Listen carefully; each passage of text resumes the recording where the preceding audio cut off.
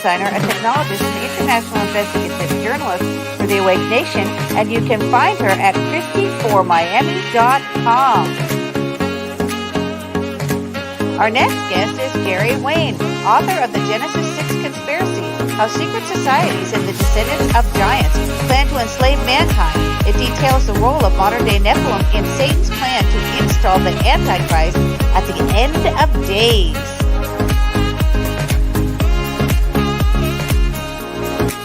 Our next guest is Nathan Reynolds, author, Snatched from the Flames. Nathan Reynolds is an author who was used as a sleeper assassin, and as a young boy, Nathan's innocence and body were used as currency to purchase influence and power by his deep-rooted Luciferian family members.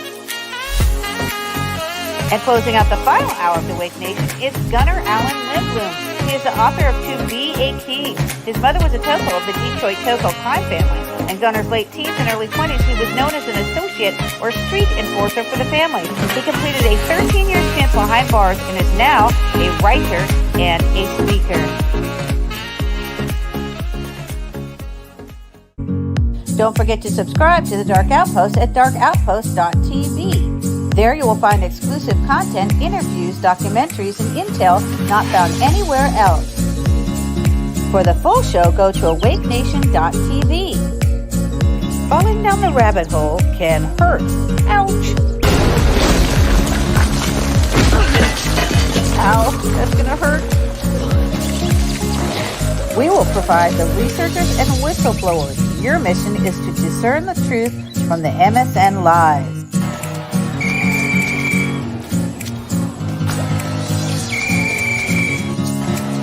And now for the interview portion of the Awake Nation. And awake we go with a shot of espresso. It's showtime!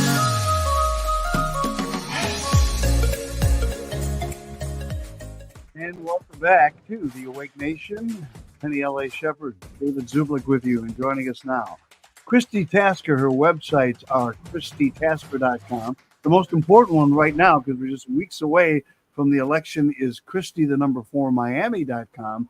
And Christi, welcome back. Thank you guys very much, man. Penny, you put a lot of effort into that intro. I'm just saying, you're awesome. I said you put a lot of. My hair is a little high today. Your hair is a little high today. I hope I don't fall and trip over my hair. Well, I guess we could say because we're going down the rabbit hole, it is a bad hair day, huh? That's right. And I thought maybe she had gone to Dallas, for a Dallas blowout or something, Penny. You look like a hairdresser. That's awesome. That's awesome. How have you guys been? We've been good. Now, to his credit, and I know that it's for optics in a lot of these cases. Okay, I get that, Christi. But to his credit, at least your governor is bringing people back from Israel and not charging them. Oh, wow. So who's paying for that, David? Well, me or you? Yeah, well, yes, but we are. Of us paying we also still are better than charging them directly, I guess. This is my, whatever. Get out your MasterCard and, I'm sorry you had to flee your home and you don't have any possessions and your home was burned down and your kids were killed, but get out your MasterCard so that you can get on a flight. Right, and exactly. Look like you're going on a vacation. I hope they didn't. By the way, pay for your safe house, too. Right, exactly. I hope they didn't melt it in Lahana. Right. I hope they didn't melt it in Lahana, because I think we have the same people like working, against, if people just realize that governments work against us and not really for us, we'll all be better off. There's a reason our forefathers offered me a safe house at one point, and I said, that's funny. There are no safe houses. Right. Well, not on this earth anyway, Penny. No, not at all. So what's going on as we get closer to the Miami City Commission election? We're a couple of weeks away. Tell us what's going on. We're about 3 weeks away right now from do or die here in Miami. So a lot of people may not realize that our city is almost bankrupt. I think I've told our audience that before. We've had 2 SEC violations already. On a 3rd strike, they normally come in and actually take over your city. So I'm wondering if that is planned, considering we have the World Economic Forum our mayor is literally like in the top 100. He's the leader of the America's mayor. So how did he get to be America's mayor? By bankrupting his city, Because there's a checklist to become America's. One of them is bankrupt your city. Okay, check. Yep, exactly. So we should all be asking like just little basic things like that. So this week I actually went out with our Biscayne Bay Coalition, and they too, guess what? They're also calling out the corruption. They're like, where is our money that we're supposed to get? Why are they ripping corals out of our bay to bring in larger ships? And I asked them, that is very interesting that they want to rip out corals. They want to dredge our bay again so larger ships can come through. I just wonder why we need larger and deeper ships when we're on the C-40. A C-40 plan calls for you to be able to buy the 3 pieces of clothing. You can only buy 3 pieces of clothing per year, but yet we're going to need more ships. That right away. I told you it's not enough underwear for me. Yeah. No, it's not. I know, right? I go through 3 pairs of underwear a year. So listen, that's all you're going to get, Penny. So make sure you stock up. Okay. There's 3 pieces of underwear a month, buy some new ones. The other ones get stretched out. They stretch out. David, what about you? Do you stretch your underwear out? I have more underwear than I know what to do with. I mean, because when you get to be my age, that's your Christmas gift and your birthday, your Father's Day gift. Oh, great! Boxers. I know you need socks and underwear, Dad. That's my right. husband's thing is gadgets, David. We get gadgets in all the time. I love gadgets. He tries out the gadgets, and I'm like, honey, we already live in 804 square feet. Klaus Schwab actually would like us to live in like 200 and 202 and be like stacked on top of each other. You're going to have 4 by 4 in a little home. Yeah. No. Forget a little home, Penny. They're just trying to get you used to like the smaller spaces. You can buy a home right now on Amazon.com. One of those little houses. Yeah. And it's like $200, $200, and you build it yourself. And they say you can put it together in a day. So maybe what we should do is each get one of those, put it in our backyards if we have a backyard, and I do. I have room to put it in there. And then we can bring the people back from Israel and charge them rent. Oh, Biden plan. Do you think they were trying to make slaves out of these people? By the way, the people in some of the Middle Eastern countries are also willing to take some of their people out of the Gaza Strip, and they are accepting jihad mo. That's not like that. Jihad mo. Jihad mo. You got to be kidding. He is kidding. I am kidding. That is crazy. Jihad that is mo. crazy. It kind of reminds me of something here. Let me just bring this up. This was a question that I was asked this week. So I was asked this week regarding affordable housing. By the way, just in case you guys don't know, affordable housing is like the #1 way they money launder with their developer friends. They basically give developers land to build on in the name of affordable housing. However, the contracts only state that the housing has to be affordable for about 10 years on average. And not only that, but only like 14% of the building, sometimes 15%, has to actually be affordable housing. So for 10 years, we get 15% of affordable housing. How does that math work? I'm just wondering what school these Ponzi schemers went to and why we haven't paid attention to it. So I was asked the question this week. I've started just taking screenshots of when people ask me questions behind the scenes. And of course they want to claim in one sentence that they're, Black Lives Matter. Okay. And then they turn around and disenfranchise the Black people, don't show up for the meetings or anything like that. So it's a Ponzi scheme. It's all a Ponzi scheme. It is a Ponzi scheme. The minute Ponzi Postalita. The minute our West Grove area figures out that these people have been Ponzi scheming them for years, Oh, you yeah. know, the same people that are voting for them, literally people in the West Grove will come up to me and say, Ms. Tasker, please remember me for affordable housing. And I said, who told you that they could remember you for anything? You know, because this is a lottery. You put your name in a lottery, and that's if you can figure out how to fill out the paperwork, or if you have a computer to do so. So by the way, for the affordable housing, you actually have to have a computer to fill it out. Do you think the majority of people that need affordable housing can actually They fill can't it? afford a house. They wouldn't have a computer. Or the people that are in Gaza, did they have internet connections? Do they have computers where they can actually, reach out and book their flight out of there? Right, exactly. I know that's what I'm saying. So it's the problem, reaction, solution, and then they want to make it out like they've got the solution. They're going to help you. They're not. These people are absolute Ponzi schemers. They're all working together behind the scenes. Sabina Kovo, my competitor and incumbent, is working directly with Alex Diaz de la Portilla. He is actually the campaign manager for Sabina's campaign manager. Alex Diaz de la Portilla also runs Christine King, Chairwoman King, via Keenan Hardeman. These people are all playing together.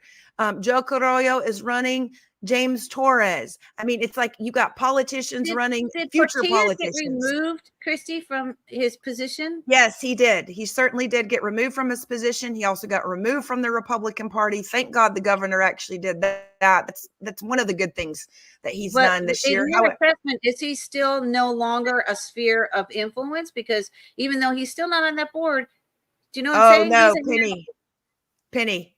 He's still a sphere of influence. That's the point. He is actually the one running Christian Olvert, who is the campaign manager for the Democrats. Listen, when I say two wings of the same bird flying in the same direction of corruption, we are not joking. These people are the king of corruption. This is the kingpin. This is the Miami mob. They are all working together. And sadly, they're all working together to do things such as harm our West Grove. While people, on the other side said, why do you think a family from Alabama or Georgia who sells their home that they purchased for $20,000 years ago in West Grove for close to $1 million today needs taxpayer money to guarantee them housing elsewhere? Well, that's because they don't know how to fill out the paperwork. When these people get $1 million, they don't even know what to do with it. They have their family members coming after it. They have drug lords coming after them. They have everything. And the next thing you know, they're homeless. That's why. So there we go. Yeah. I answered that question on air, David. So whenever there comes a time where people realize that all of these people are working together, we must vote them out. If anybody has a lot of money in an election, I mean, we're talking about $500,000 raised in elections here. Okay. Why? For a little bitty seat, a little bitty council seat? Well, that's because oftentimes only 2 or 3 votes wins the entire city of Miami. And I just wanted to say again, how much I totally love you, and that you are probably one of the most bravest people that I know, because you're literally fighting. You're literally fighting the mob, the corrupt government, and the factions. They're working for the CIA. So I mean, you're not down and out in Miami, but you're out there in Miami, helping the down and out in Miami. Penny, and I am so out there. I'm so out there that I literally have people now coming to find me at events. Okay. Literally this weekend. And I'll play just a short clip of this. I literally have people because these Ponzi schemers are literally going into people's homes, like this gentleman. And I'm just going to play a little clip. This guy comes and finds me at Trump Doral during the Reawaken tour. And he says, somebody's like I see all these people scrambling. And he's like, oh, you're Miss Tasker. Oh my gosh. I need to tell you a story. And he starts telling me a story about how he has a gun held to his head. Okay, this is an Indian man who lives next to the metro, Jorge Perez, who, by the way, I called out months ago on my YouTube channel, Christi for Miami. That's the number 4. I called him out to his face in a city meeting because Jorge Perez's father actually sold pharmaceuticals to the Cubans back in the day. Okay. He moved Jorge here, and all of a sudden they own all this land. They own everything. And they still go in to this day to remove people from their home utilizing the government. Hold on. I'm going to just try to fast forward a little bit here just so you guys can see this. Miami New Times. Sorry, Miami New Times. Just this last week. Okay. So this is the date. And he was evicted on October 10th. Yeah, the 10th. Okay, so you were on the 10th. On the 10th. Okay, did you pay for this ad? No, who paid for we this? didn't know about it. You didn't know about this ad. Okay. We just found out about this. Well, This is the corruption that we are up against as individuals, as sovereign individuals who have that right. This man has been there all of his life. I was the with keeper of the no well. problem. You're the keeper of the well. The well and the water. I had to hold ground, and I did hold ground until the man came with the guns. They came with guns to get me out. Little men like me. The Great Spirit watches me. Yeah, because you're how tall are you? About 5'5". Okay.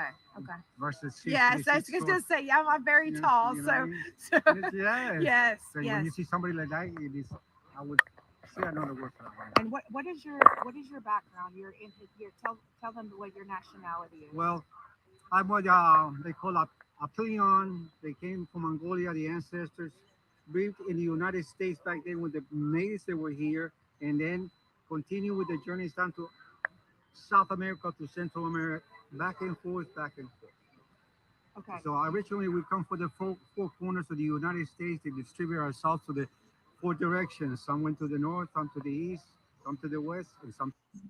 So anyway, it's a land grab. So they're basically trying to grab this guy's land so that they can build. So Jorge Perez, he says he knows 100% the plans are already done for his land. He owns 50% of the house. He was not behind on his taxes, had a gun pointed to his head, and them telling him he has less than 24 hours to get out of his house that he's lived in for 50 years. And very interestingly, there is actually a well that he says the water is so blue in his well, in his aquifer, that the water is like sacred. Wow. So That's what they want, Christy. They want the water. it does make you wonder, Penny, because I mean, they know, he says that they've known for decades that this water is there, and he shows the plug and everything. So that video is on Patriots Perspective. I highly recommend everybody go and watch the full video. It's about 30 minutes. It is just off the cuff. I just decided to go live and record him, telling me the story, so that way you guys can hear directly what some of the people here are dealing with. I also have another incident to post where a gentleman says same thing, held head after a hurricane. His entire, all of his palm trees, he was a grower and a farmer, and he's a palm tree grower and a farmer. And he says that the hurricane wiped out his palm trees. And what happened with him is he made an insurance claim. And then suddenly when he gets the insurance money, he gets the mafia coming to his house with guns held to his head the minute they know that he's cashed the check for the insurance. And how did they know that, Christy? Right. So I'm actually going to I'm going to post his video today so that everybody can see some of the situations that are happening here. There are absolute blatant land grabs going on. There is fraud. There is bribery. There is money laundering. And all of these politicians that we currently have are working together. But the good news is investigators are finding the money. You're not safe. It's not all cash. It's Bitcoin, FTX, all an absolute scandal. and we are going to find the money. We are going to find you. And guess what? Everybody else, if you are a normal citizen listening to me right now, be ready to take a position in our government office, because there's probably not going to be very many people left. I've been told we can't replace somebody with a nobody.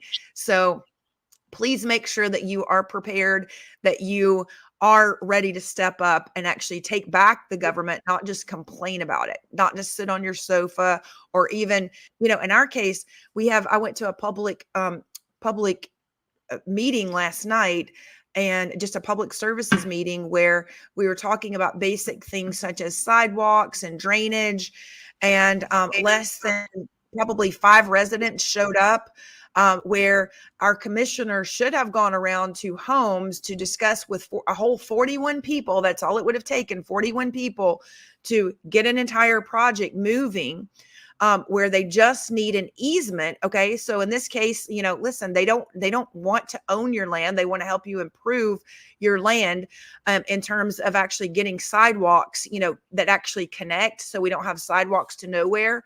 So people can actually walk. You're not walking in the middle of the street, potentially getting run over. So those are basic things. But do you think that they want to help move those kind of projects forward? No. They don't, because that actually is property improvements.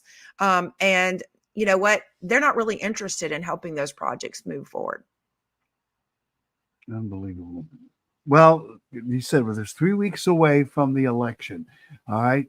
How do you feel right now? I mean, David, I'm going to win. I already have my entire staff. I've started interviewing.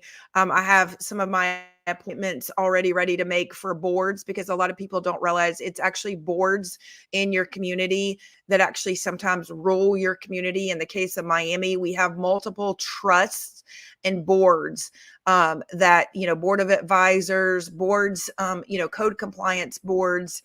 And, we have basic things too that are being done, such as even pickleball courts that already flood.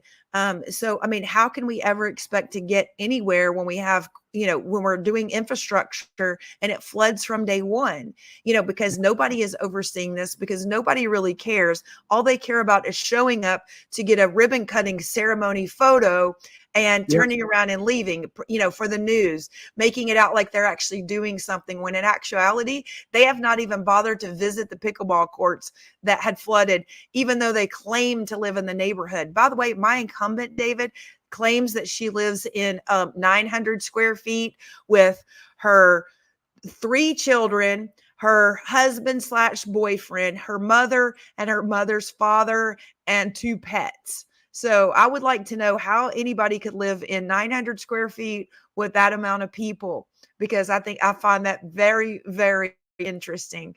So their investigators are going to be watching all of this, because, we have a big issue here where people often move in to our neighborhood, into our district, just to run for office. Because what the Ponzi schemers do, they place people in different districts so that you never get a commissioner that's actually going to work for you, that you have people from the start that are going to work against you. So that is exactly what they do, but we are going to stop it. I am absolutely 100% positive that I will at least go to the runoff, David, because the other thing that they're doing to fool the public is they're trying to send out all of these polls. And I've said, when people send me like what their responses should be to the polls, I say, you know what, tell Eddie Leal and Sabina Covo and James Torres, make them think that they're going to win, so that they don't work quite as hard. And so that we can actually just overturn this government once and for all with votes for Christi Tasker. So I can go to the store today and buy a bottle of sparkling cider and put it in my refrigerator and have it ready to pop the cork the Tuesday after the election, so that we can celebrate your victory. I'm going to go ahead and do that, because I think you're going to win. And, I think that's going to be fantastic. The victory party is being planned. We have several news outlets going to be there, David. 87.7 is going to be there. We have several podcasters. I think Luke We Are Change is going to be there. Jimmy Levy is going to be there. So anybody that donates locally, you'll have an opportunity to be invited to the victory victory party. So if you are local, make sure that you do go on and make a donation, because that's the only way we have been able to make this campaign happen, because we are stopping the government gangsters. While my competitors are out there claiming that they're stopping corruption, I ask you, who have you called? What have you already done? What information have you turned in? Who have you turned in? What documents have you given? Where have you helped investigators find the money? Because guess what? I've been doing it, and I've been doing it for a very long time here, since I moved here in 2015. And it is go time. It is past go time. We have the goods. And guess what? Oh, one other tidbit, David, that I'm going to drop for our audience is our mayor is directly connected with Nancy Pelosi. Oh, so how about that? Okay. Yeah. All evidence soon to follow, David. Oh, God. Let's just say I met with Lieutenant Colonel Ivan the Rainmaker while I was at Trump Doral. And guess what? We have the information coming. Everything is there. We know you, Francis Suarez, and we are done with you and your father. And Joe Carollo, step up, either tell the truth or you're out too. Same with you, Manolo Reyes. Either come forward, tell the truth, or you're out. Christine King, I'm counting on you to actually do the right thing for your people. Don't let these people down. They voted on you. I know that you're run by Alex Diaz de la Portilla, but that doesn't mean you have to continue to be run by him. He's going to prison so you can be free. There you go. All right. Go to Christi4Miami.com, make a donation. Let's get her over the finish line so that, then I can send her a bill for the sparkling water. Just like Biden is sending a bill for the people. I'm kidding. Obviously. Oh, last week I actually also met with Bobby Kennedy. So for those people that think I'm just a Trumpster, guess what? Bobby Kennedy, I've got so many people behind me that it's not even funny. And we do have all the Junior? Yeah. We have all their goods on COVID too. The pandemic, they've taken it all, Penny. These people are the biggest Ponzi schemers on the face of the earth. And keep in mind, during COVID, what fell? Champlain Towers. My neighbor is the manager of Champlain Towers. We have all the documents. Where's the $40 million, Daniela Cava-Levine? We're coming after you, girl. You are not going to hold that sheriff's badge for too much longer, because guess what? We also know that sheriffs can be appointed, not elected. We don't have to wait on the governor. We're going to appoint a sheriff. Don't mess with Christi. I love it. Do not mess.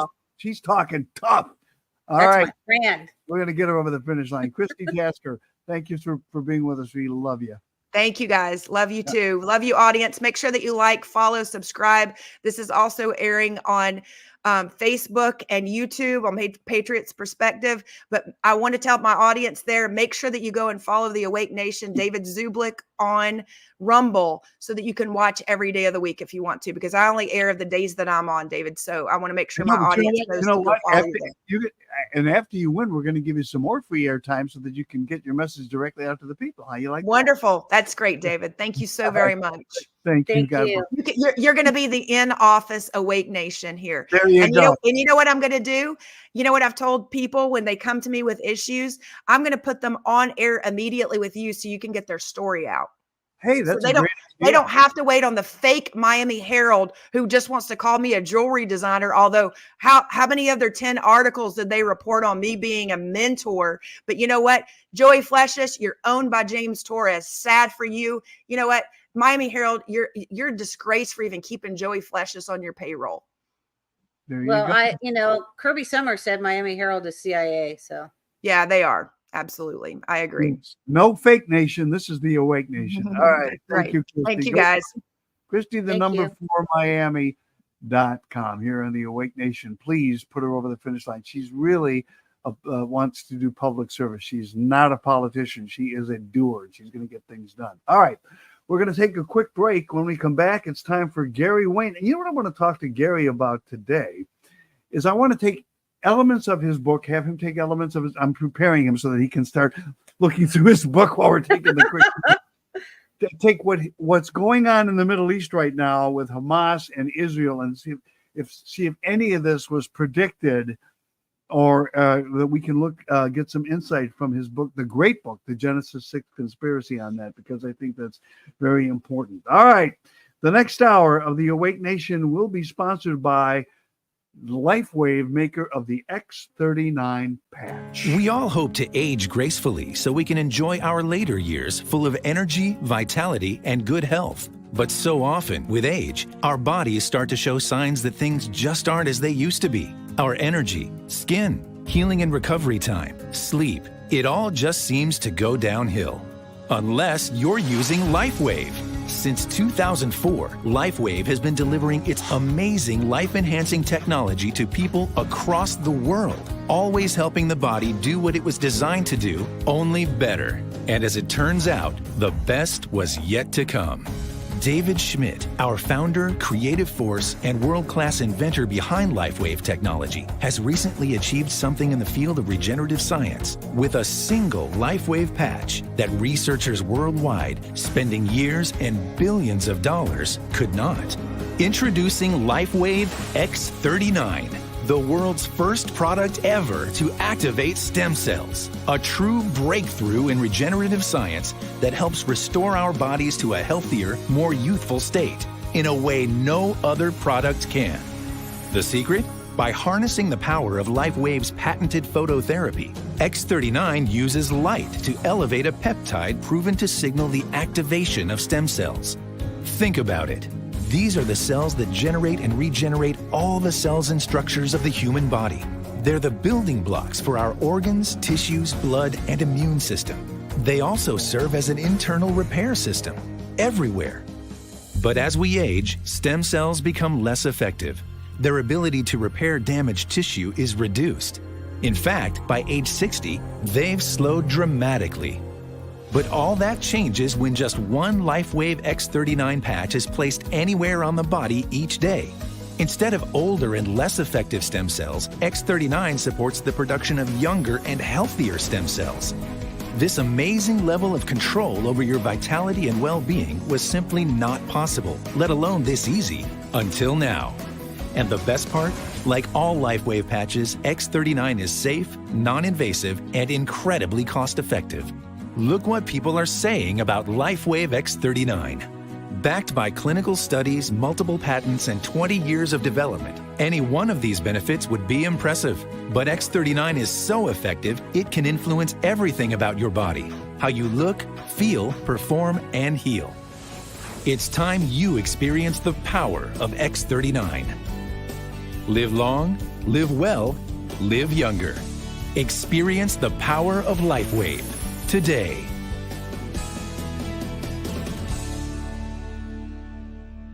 Just head on over to our websites, awakenation.tv, or our news website, theawakenation.com. Go to sponsors row, click on the link for the X39 patch and order them. This is fantastic. This is really, really, and we had a guest on who takes the LifeWave X39 patch, said she had terrible tinnitus and they got rid of it. So that's very important. All right. Now it's time to bring in our next guest here on the Awake Nation with Penny L.A. Shepard and David Zublick. Gary Wayne, author of the Genesis 6 Conspiracy at Genesis6Conspiracy.com. Gary, welcome back to the Awake Nation. Glad to have you with us. How are you? Well, thank you for inviting me back, and glad to be with you again today. All right. We, obviously, like I'm sure like most of us, you've been following what's going on with the Hamas-Israel crisis. And I got to thinking about your book, and I'm thinking, maybe some of this was predicted, what's happening here.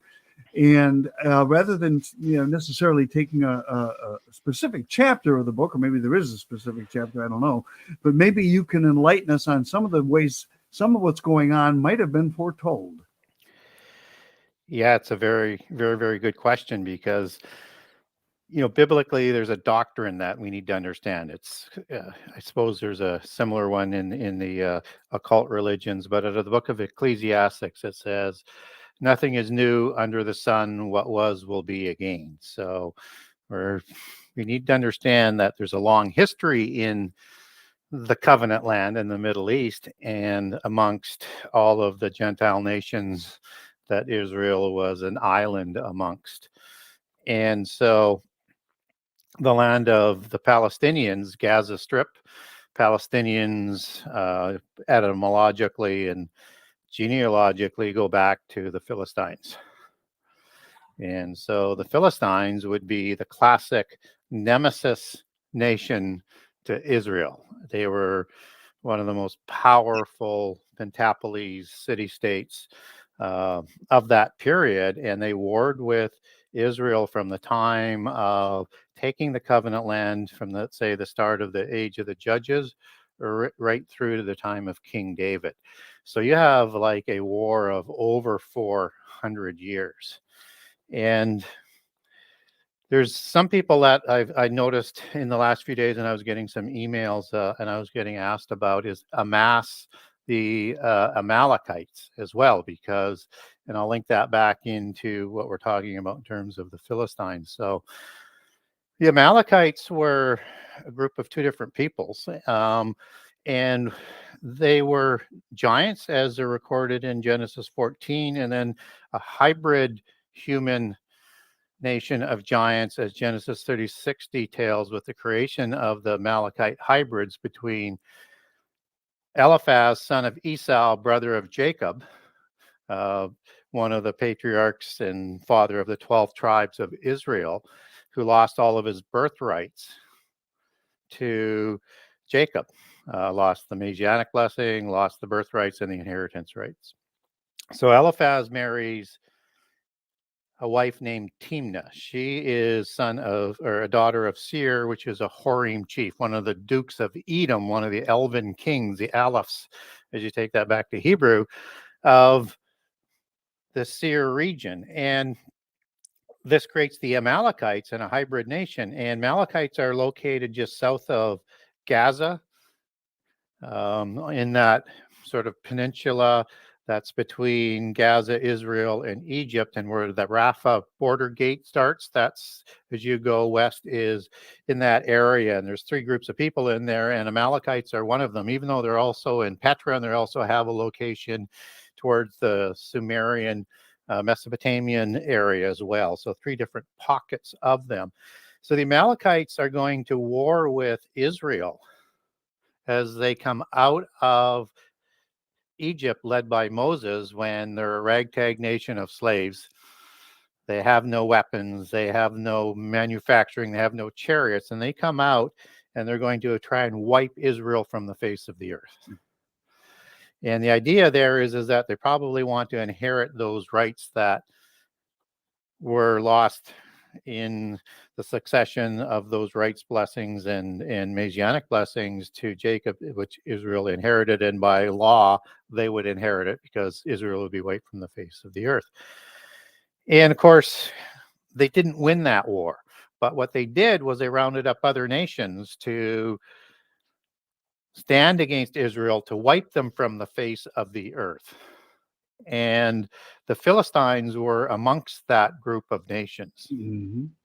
And there's a passage in Psalms 83, and I'll just read it. And it starts, so they have, and this is the time of David, it says, they have taken crafty counsel against thy people and consulted against thy hidden ones. They have said, come, let us cut them off from being a nation. That name of Israel be no more in remembrance. Verse 5, for they have consulted together with one consent. They are confederate against thee.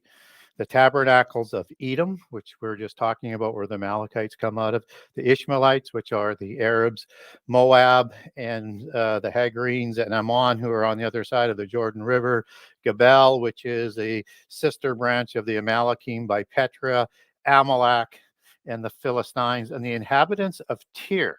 So you have now the Philistines and the inhabitants of Tyre just above on the northern border into Lebanon that are associated in that transgenerational blood oath to wipe Israel from the face of the earth. And what's interesting as well is that some of the people that I was talking to was saying was Hamas part of Amalek, or the Amalekites, and the Agagite kingship dynasty and the bloodlines that would lead that. And I would say probably not. Most of Amalek was wiped from the face of the earth as revengeance in the time of King Saul, and then David finished the operation. And there was a small remnant that did escape. So they show up in the time of Judea, the southern kingdom in Babylon, and Haman the Agagite. And Agagite is synonymous with Amalekite and part of the Agag kingship title, who had the highest seat amongst the vassal kings, amongst the council of the emperor of Persia of that time. And so there was a survival of that bloodline, but I don't think it would be the Amalekites that would be doing this with that blood oath. I would think it's part of the spirit of that blood oath. And I would say if you're going to start looking at ancient bloodline sort of connections, I would again look back at the Philistines. So the Philistines were a group of people that expropriated the covenant land just before the Exodus, say about 1550 BC. And they pushed out, for the most part, several other giant nations. The Philistines came with the Cherithim, the Caphtorim, and the Casualzim giants, and the Philistines intermarried amongst them to become sort of hybrid giants. So hybrid human and giant. So they'd be a little bit smaller than the three groups that they came with. So those three groups would have occupied the cities of Ashdod and Ekron. And Ashdod is in the location that Israel controls today. But the Avim, who weren't fully pushed out, become part of that Philistine confederacy and also part of the bloodlines of the modern Palestinians, controlled Gaza, or as we know it today, Gaza. The Gaza Strip is the Hebrew name for it. The G becomes silenced with the ayin in the time of the Tiberian Hebrew transition. And then you also have, and we're told that in Judges 6:12 that they control Gaza City. The Anakim, they control Gath and Ashdod. Gath was the city of Goliath, for example, for where the giant from is the king, and that's in Joshua 11:22. So you have all of these Nephilim bloodline kings who are intermarried and with the Philistines, and they have sworn this transgenerational oath to destroy Israel from the face of the earth. So it never goes away. Israel is persecuted throughout their history and will be persecuted more in the end time. And this is just part of that persecution. There is no peace they are willing to make. It's almost part of their DNA that they will fight to the bitter end. And when asked about making peace with Israel, with Hamas, they basically say, we will not make peace. They cannot live on the face of the earth. We have to wipe them out. Hamas, which is on the northern border, which would be part of the old empire of Tyre, which is part of that transgenerational oath, are ready to move in as well. So you have factions that surround them, and maybe not all of them are participating yet, but those are the challenges that Israel is going to have to manage throughout these times, that they can never let their guard down, or they will be wiped from the face of the earth. And people can dismiss all of the things of history. They can dismiss all of the surprise attacks and slaughter of modern state of Israel today as just coincidence. But then you don't understand the context of history, the context of what's going on today, and the context of where we're going. So is Israel going to be wiped out? No, not certainly for a while. We're going to see this as part of the birth pangs, the sorrows of the fig tree generation that we've talked about in the past show. So you're going to see more of this as we get closer to the end time, because ultimately Israel is going to make a peace deal with the world. And I think it'll probably transition Jerusalem to be more of a city of the world, my speculation. But in Daniel 9:27, there's a covenant that's going to be made for 7 years. And biblically, in the book of Isaiah, it's called the covenant of death.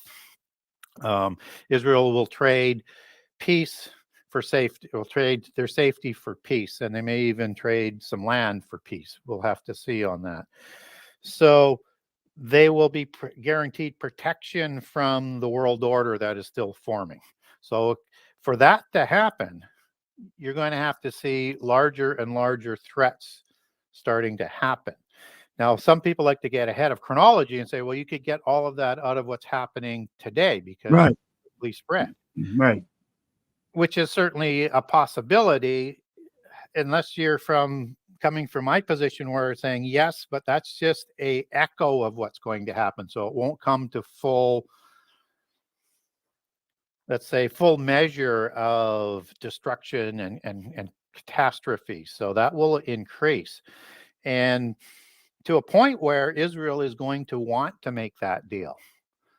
Trouble is even when they make the deal in the end time, the deal is going to be broken. If people are familiar with scripture, I would encourage them to look at Revelation 9, Joel 1 and 2, and Ezekiel 38 and 39, where it describes this great war that people are going to think is Armageddon. And it amasses against Israel before the midpoint of the last 7 years. So you have this covenant, but even before you get 3.5 years into it, you're going to have many groups of nations, of the empires of the 10 kings of the worldwide empire.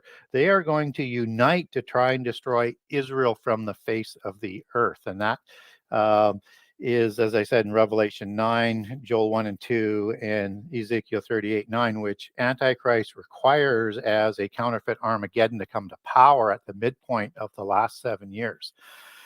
And we get an annulment of this covenant in the books of Isaiah, where he annuls the covenant of death, and that starts the renewal of Israel back into the bride in the second Exodus and the resurrection and their judgment in time for the Armageddon. So look for this to be a boiling kettle and getting stronger, and then temporarily have sort of so-called peace negotiations. But those who want to wipe Israel from the face of the earth, they will do this again, and they will do it again to the point where Israel is prepared to sign the peace deal. Do you ever wonder if the people of Israel think, or the nation of Israel, if you will, and we're God's chosen people, and what? Thanks a lot. It's like we're gonna endure one war after another to wipe us off the face of the earth, and you're calling us your chosen people. How are you looking out for us? Yeah, it's again, it's if at first glance it looks like, just get rid of that burden and go live on your own, right? But they were chosen, they were created for a purpose as a nation of priests. What God did, though, was he bound that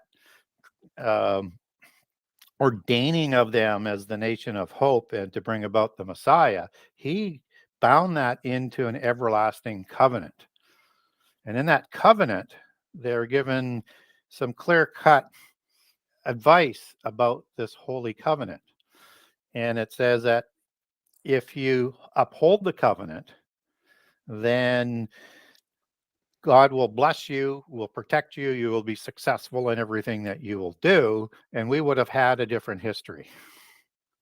Yeah, well, that's true. I mean, they did defy God. They did. And then he also said, but there are curses of the covenant. So there's blessings and there's curses of the covenant. And the curses are, if you do not hold up the covenant, I will just have you destroyed in where you live. I will have you dispersed around the world. So the first time that we get that happens in 721 with the northern kingdom, totally obliterated, sent to Assyria and lost into the rest of the world. And the southern kingdom, Judah, repents and they get a reprieve. But of course, they start to backslide again, and they get that punishment with the Babylonian diaspora and enslavement back to Babylon, and then come back, about 70 years later, and they get another reprieve. But again, they reject their Messiah this time. And you have another beast empire comes along who disperses them as part of the curses of all of this to around the world, but they're still visible. Well, within that holy covenant, in the last 3.5 years, they are going to recognize Jesus as their Messiah when they see the sign in the sky as the one that they pierced. And you're going to have lost Israel who are going to awaken. And in the covenant, he says, I will bring all my people back to be brought back together in preparation for the millennium. That will happen. But unfortunately, there's more tribulation for them to go through. Just as Christians will be part of a parallel track in this time of tribulation, and that there will be a reconciliation and a bringing back in the last 3.5 years of Israel. So you're going to have first the tribulation of the Christians, and then you're going to have a significant tribulation of Israel and Judah in the last 3.5 years. Where in the context of history does the United States fit in? I mean, what are we? Are we, or specifically parts of this country, are Babylon? Where do we fit in as in this whole scheme of things? Yeah, I think they're going to be a very powerful nation in the last 7 years and leading up to the last 7 years.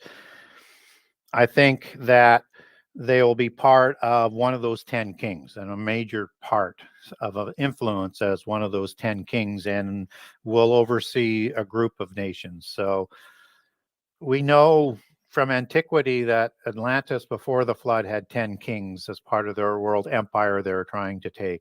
We have 10 kings promised for the end time in Daniel 2, 7, 13, Revelation 13, 17, and 12. And so I look at that as not being 10 countries. I look at that as being 10 empires, because there are 10 kings of these empires as it's described. And what's interesting is not only the UN, but the Club of Rome before that was created in the 1960s to bring about this new world order, this Nephilim world order, as I like to call it. The old Atlantean Empire, and create the new Atlantis, the new golden age, all of the language that they like to utilize, is that the Club of Rome also divided the world into 10 groups of nations as well. So because I think it's the spurious ones that are bringing this about, that it may not look exactly the way they're drawing it up, and we're going to see tensions with the East, like we see like 5 of these nations starting to form in the East. That'll be, let's say, the left foot or the right foot, whichever foot you would want to put them on, from the Daniel 2 and the metallic empires and the 10 toes of the end time. So I think that all of that is sort of part of what we're going to see developing with the geopolitical things going on today that will set the table. So there's more things that are to happen before we get to the last 7 years, as the birth pangs or the sorrows kind of heat up. I tell you, it's a very frightening prospect. What's going on right now? Are you feeling unsettled by what's happening here? Yeah, very unsettled, because things can get out of control in a hurry. And, we have more countries that have the ability to destroy the whole earth. So I think we're going to see calamities so great that people are going to think it's World War III or Armageddon or the end of the world, but it'll get worse. So if we are in that fig tree generation, this is just starting to heat up. And for people who aren't familiar with what those sorrows are, they are increasing earthquakes, which we're seeing. We're raging of the sea, as Luke adds in, which we're starting to see more of. It is pestilence, which we're starting to see, and I would expect to see more. You're going to see famine come out of it. And the major one to what we're talking about is wars and rumors of war, which will bring about the catastrophic requirements to usher in the universal religion and the globalist government. And let me ask you this question: what are the tenets of that quote unquote universal religion? Do they want us to worship government? No, there won't be necessarily government, although you could make an argument for that, but I would make many distinctions with that. So this universal religion will control the government. But the hierarchy of the past beast empires, and understand there's a rising seventh beast empire that is going to be controlled by the universal religion Babylon, um, is the old hierarchical structure. So you had like the Nephilim kings who control, or the Rephaim kings after the flood, their bloodline elite, which are the oligarchs and the priests, are controlling the upper classes and controlling the religions. And the representative would be a representative of the gods. So then the queen would be a representative of the pantheon as well. So they're kind of interwedded. So you're kind of worshiping that governmental system. I think we're going to see a distinction between end time Babylon when Antichrist takes power at the midpoint. So I think what we're going to see when we see Babylon, not only is it a universal religion, it's a mystery religion, just as all the beast empires are mystery occult religions, and a daughter of Babylon, daughter of Babel, with Nimrod being sort of the archetypical Antichrist figure, first implementing that Enochian mysticism from before the flood at Babel. But it's more than that. It is also a geopolitical organization. So it has the ability to control these kings, and it'll be the one who sponsors this covenant that negotiate is going to be tapped on the shoulder to negotiate. And it's going to bring these 10 kings together and going to be subservient to the Babylon religion, which is also a geopolitical organization by implication. And we get that represented with the woman riding the beast of empires in Revelation 17. She has the reins. She controls those 10 kings. So much so, they're going to hand their power over to Antichrist to overthrow Babylon at the midpoint of the last 7 years. So it's going to be dominated by this universal religion. And when she sits on many waters, and it's a mystery religion, and we know it's a beast system. Babylon is also a commercial enterprise, and it will control all of the trade around the world. I expect that she will take a tribute because it grows very, very rich. So look at a value added tax or transaction charge on every transfer that will be made when Babylon comes to power. So it'll take a tribute, and she grows rich. And that's one of the reasons why the 10 kings are going to grow jealous of her, and they want to get rid of her because they want more of that wealth. And it's also a city. In Revelation 9, the book of Revelation in 14, 17, and 18 says 9 times Babylon is a city. So we have to understand it for all the different aspects. And then the last aspect is, what's that? A lot of people think it's New York. A lot of people do. And this is also a beast religion. So it's that mystery religion. So if you look at the Old Testament prophecies, we're looking for an old city for Babylon. I'm not sure New York quite hits that. Is old enough, yes. And this is going to be part of the rising Roman Empire because it comes out of the ashes of the Roman Empire.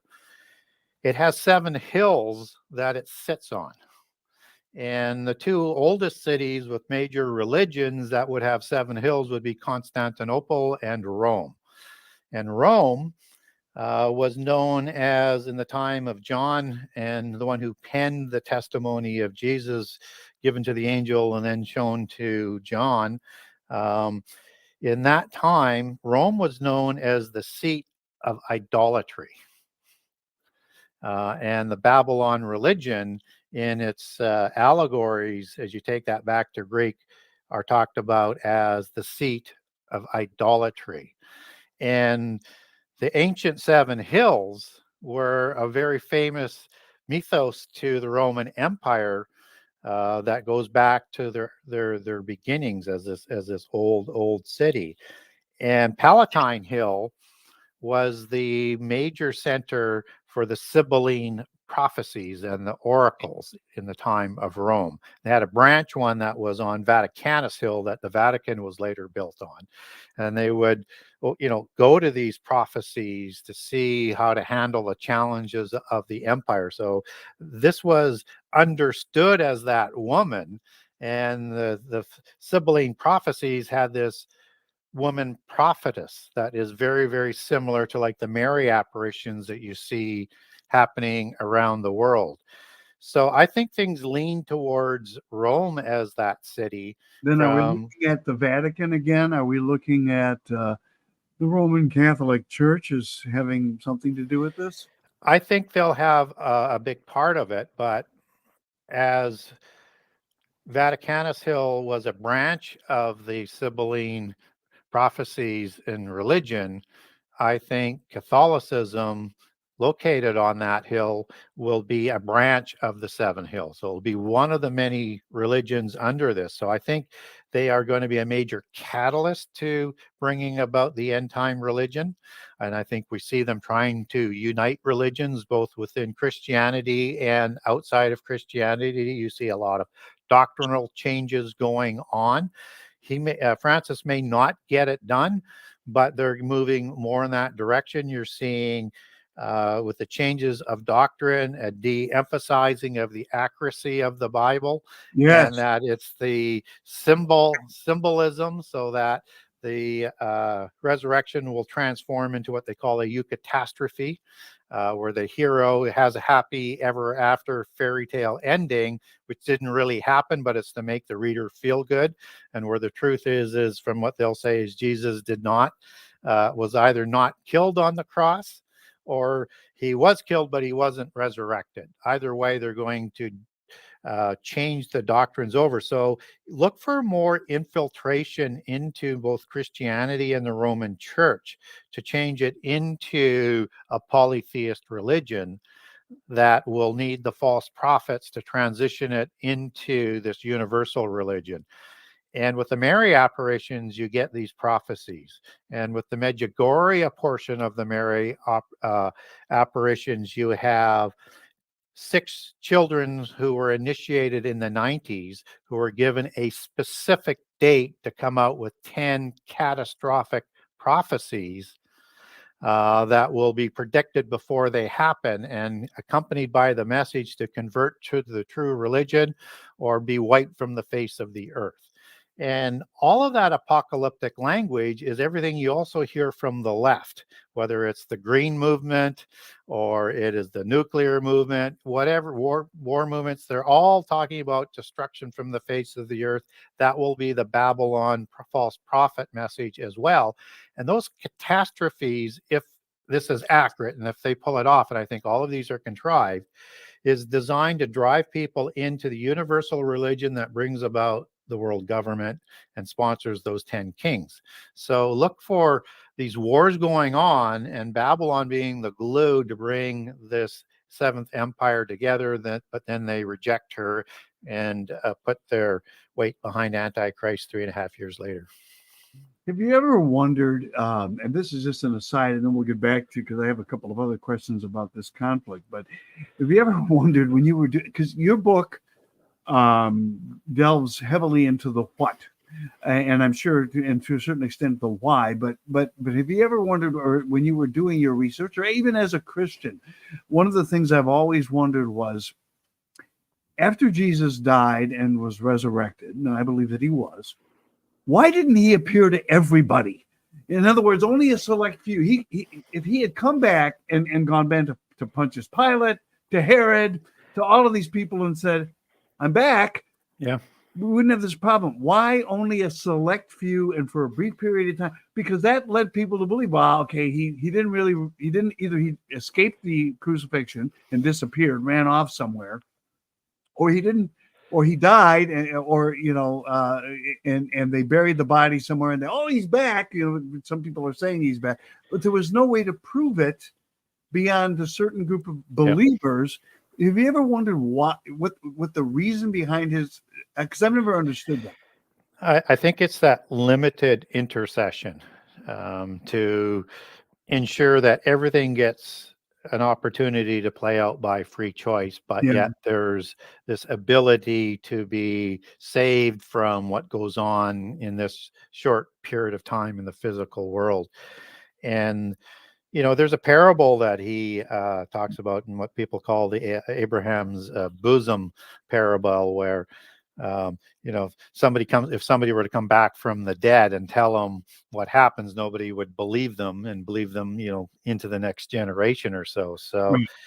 what he was doing was he was doing the sacrifice, doing enough witnessing to plant the seeds, but allowing humans through free choice to accept it or not, so that all the names in the book of life that were written in there from before creation have an opportunity to make their choice under the same sort of circumstances. And so everything's going to be played out. And it's because you can't just impose a Christian belief on people. You can't impose a Muslim belief on people. You can't just impose anything. People have to choose that. Just as Christians, we have to choose that every day and several times throughout the day. It's a continual process. So it goes back to what happened with the angels, where they were created immortal without any sort of choice to be immortal or not. And they had intimate knowledge of God, and yet they still rebelled. Required, right? So, but again, that was all part. God knew as Alpha Omega that the angels would rebel. He knew everything the angels would do, and he knows everything that would happen. But there's X amount of people's names that were written in that are going to have an opportunity to have this play out. Now, it could have done things in a better way had humankind made better choices and specific people provided to the ability and the power to make better choices. So Israel fell short. The church fell short. Yeah. I mean, you just look at what happened to the Roman Church after they came into power, and we're no better than angels. So, and the millennium is going to be a time where Jesus is going to rule amongst humans for 1,000 years, opposite to what happened and all the horrors of our history. And yet, at the end of that, humans are going to rebel again. Yeah, just like the angels did. And that's a humility lesson for us, that even though we're going to be raised up to be like angels, we can't think that just because we're the inheritance of eternity that we are any better than angels. We may have to do it in a more difficult way, but it's designed to let things play out through free choice, and it's those choices that cause all the evils in this world. Getting back to the war, Penny had a question. Where does Iran, Turkey, and Russia fit into this? Because obviously Russia is backing the Hamas on this. And you've got Iran. We unfroze allegedly $6 billion that some of which might have been used to fund some of this. Turkey, your thoughts on that? Yeah, so let's just sort of lay the table on this, because this is a terrific question, and it goes back to what we were talking about not too long ago, a few minutes ago. So you have some powerful nations that are starting to come together. So you have obviously Russia and China with their agreement. India is a nation that buys pretty much all of their energy from Russia and has been neutral on this whole thing, and I think we'll be moving in that direction. You have the Persians, who are the Iranians, and that would include Iraq and a few other nations out of history, and they're working with that Russian alliance. And you have Turkey, that's currently in NATO, but they're becoming an intermediary and more frustrated with the West's approach. And I would look for them to start moving towards the east. And then you have Germany, who imports most of their energy from Russia, who at some point in time is going to have to face that reality. And I think we'll see them move there and split away from the Europeans. So who are these nations? So if we look at Russia, you have a passage in Ezekiel 38 and 39, which is that Gog war that we talked about earlier. And there's an alliance of nations there. They come from these 10 groups of kings of the last 7 years. So you have Gog of Magog, chief prince of Meshech, and Meshech is the etymological root for Moscow. And Gog was a giant's name, actually an antediluvian giant, son of Iapetus and Cleito, a human female, who Poseidon takes over as an offspring god. And Magog is another giant, and Albion is the other one of the more famous giants that comes from this individual. So Gog doesn't show up in the Table of Nations, but Gog does in this war and in the one at the end of Revelation 20. But Magog shows up in the Table of Nations as a descendant of Japheth. And these people are moving in to marry with the giants or the Scythians or the Indo-Aryans, whatever you want to call them. And the Indo-Aryans have 4 or 5 different branches, depending on which historian that you're talking about. These were giants, and they will migrate in several different directions. In this case, we need to look for a migration that's going up the Danube and into Germany and then into Sweden and Norway, and also over into the Ukraine, where they set up the original Kievan Scythian dynasty that sets up the original czars. And then in about 1000 AD, the Rurikid and Putyanin dynasty of the Putyanin bloodline sets up Vladimir the Great in Moscow as a branch operation of the same bloodline. And in about 1600 or so, you have the Romanovs take over from the Putyanin bloodline through intermarriage. So they're a junior offshoot of the Putyanin royal bloodline, just as the Plantagenets are a junior offshoot of the Anjou through intermarriage and a new dynasty, but part of that same bloodline. And so you have Putin, who claims connections back to these bloodlines, who wants to get his royal city back, Kiev. So he's not going to destroy Kiev. And he wants to reestablish that Scythian Tartarian, post-Diluvian Tartarian empire. And then you have India, which was settled by dark-haired Indo-Aryans, just as Persians were settled by the same group. They're a splinter group of the same group of Indo-Aryan giants. And if you look at their language, it's very similar to Sanskrit, ancient Persian, and they have the same names of the same gods and a whole bunch of other connections. And we know from history that they're the same branch. So you have another group of these Indo-Aryan giant nations that were created, and they are occupying India as part of that ancestral history, and Iran and Iraq and all of that Mesopotamian area. Turkey is thought to be Beth, the house of Togarmah, and that is part of that alliance as well. So when we talk about that alliance in Ezekiel 38 and 39, it's got Persia, right? So that's definitely Iran, Iraq, probably includes India, because they're the same people. They're the same groups of people. And it also includes Togarmah, which is the modern country of Turkey. And then Gomer, they're part of those Scythians that continued up the Danube River and settled in the German region. And so if you look at that alliance, and there's some other nations in there as well, but I'm focusing on the eastern ones, you don't see, you see North Africa involved, the nations in there on that alliance, but you don't see the Chinese. They'll be probably in the background, pulling the strings just like they are today. These are the Sinu, as Book of Isaiah talks about, or the Sinim, the people of the East, and they go back to the bloodlines, again, from Indo-Aryans that migrated there. I cover this often in my new book. And also through their mythos, they're the offspring of the dragon creator god. So they created them just like Nephilim are created everywhere. And that was the bloodline of the Shah dynasty, Xia, as it's spelled. Xi comes from the western branch of that bloodline.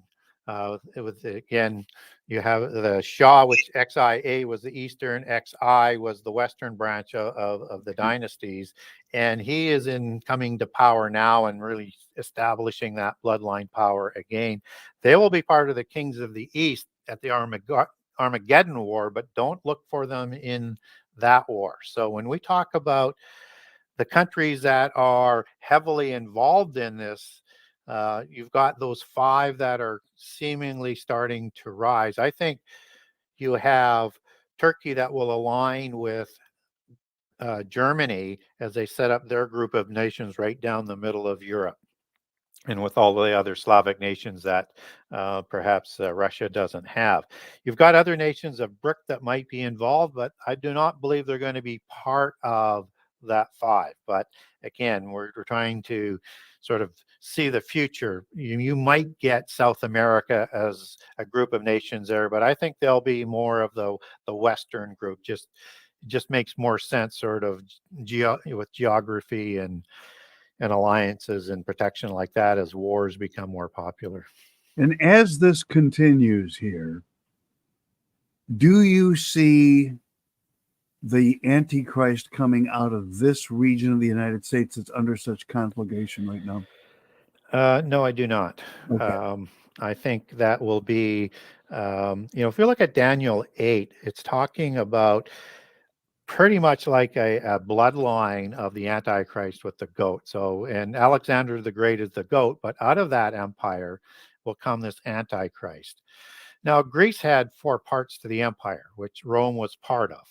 So you can include the Roman part of the empire of that time and the 4 parts that it was split into after Alexander died that goes throughout the Middle East.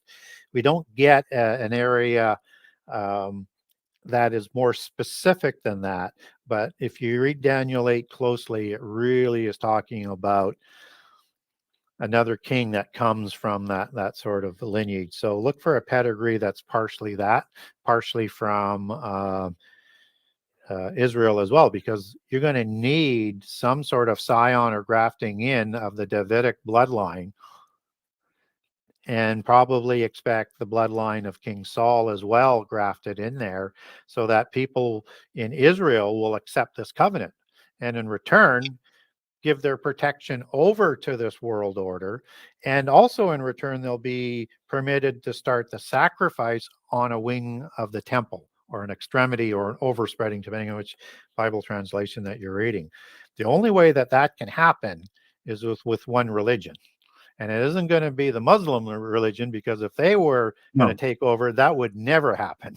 So it has to be this umbrella religion that is going to involve all the other religions. But will the Islamic religion, those who ascribe to it, be able to be? Will they absorb themselves into this universal religion, because they are so fanatical? I mean, you take a look at almost every other Judaism, Christianity. We're very powerful in our faith, those of us that believe. But at the same time, Islamic is they're so fanatical to the point of willing to kill the infidel, that the idea of them being absorbed into some sort of a universal religion almost seems nearly impossible. Yeah, that's why it'll take these false prophets, and that's going to pretty much bring down a lot, will bring down a lot of the religious barriers from uniting. I mean, the one that won't will be people that will stick to Jesus as being the deity, us stubborn Christians. But a lot of Christians will convert over as well. Yeah. And so Christianity is being watered down right now. We're being made right for that. So if you were to de-deify Jesus down to prophet status, Islam recognizes Jesus as a prophet. Judea would recognize Jesus as a prophet. The Gnostics recognize Jesus as a prophet. They just don't recognize him as the Son of God. No, and I think the more Christians are beginning to get that message, even as from the Vatican, I believe. And at some point, the Vatican is actually going to come out and say that Jesus was a prophet. And nothing more. And that's it. And watch out for the Mary thing, because it's huge in the Catholic Church. Right. Mary is written up in very glowing terms in the Quran. Mary is understood by the Gnostics as being allegorical for the Queen of Heaven and the Mother of God, and an allegory for Isis, an allegory for Ashtaroth, an allegory for Gaia, all of those goddesses. And you're going to see that duality of that religion come back to play with the mother goddess and the father god as well as part of that. So Mary takes an even bigger picture more universally then. Yes. Whereas most Christians, that's my speculation on how it plays out. Outside of Catholicism, most Christians dismiss Mary as just having been used as a quote unquote human body to birth the Son of God. But after that, that's all she was.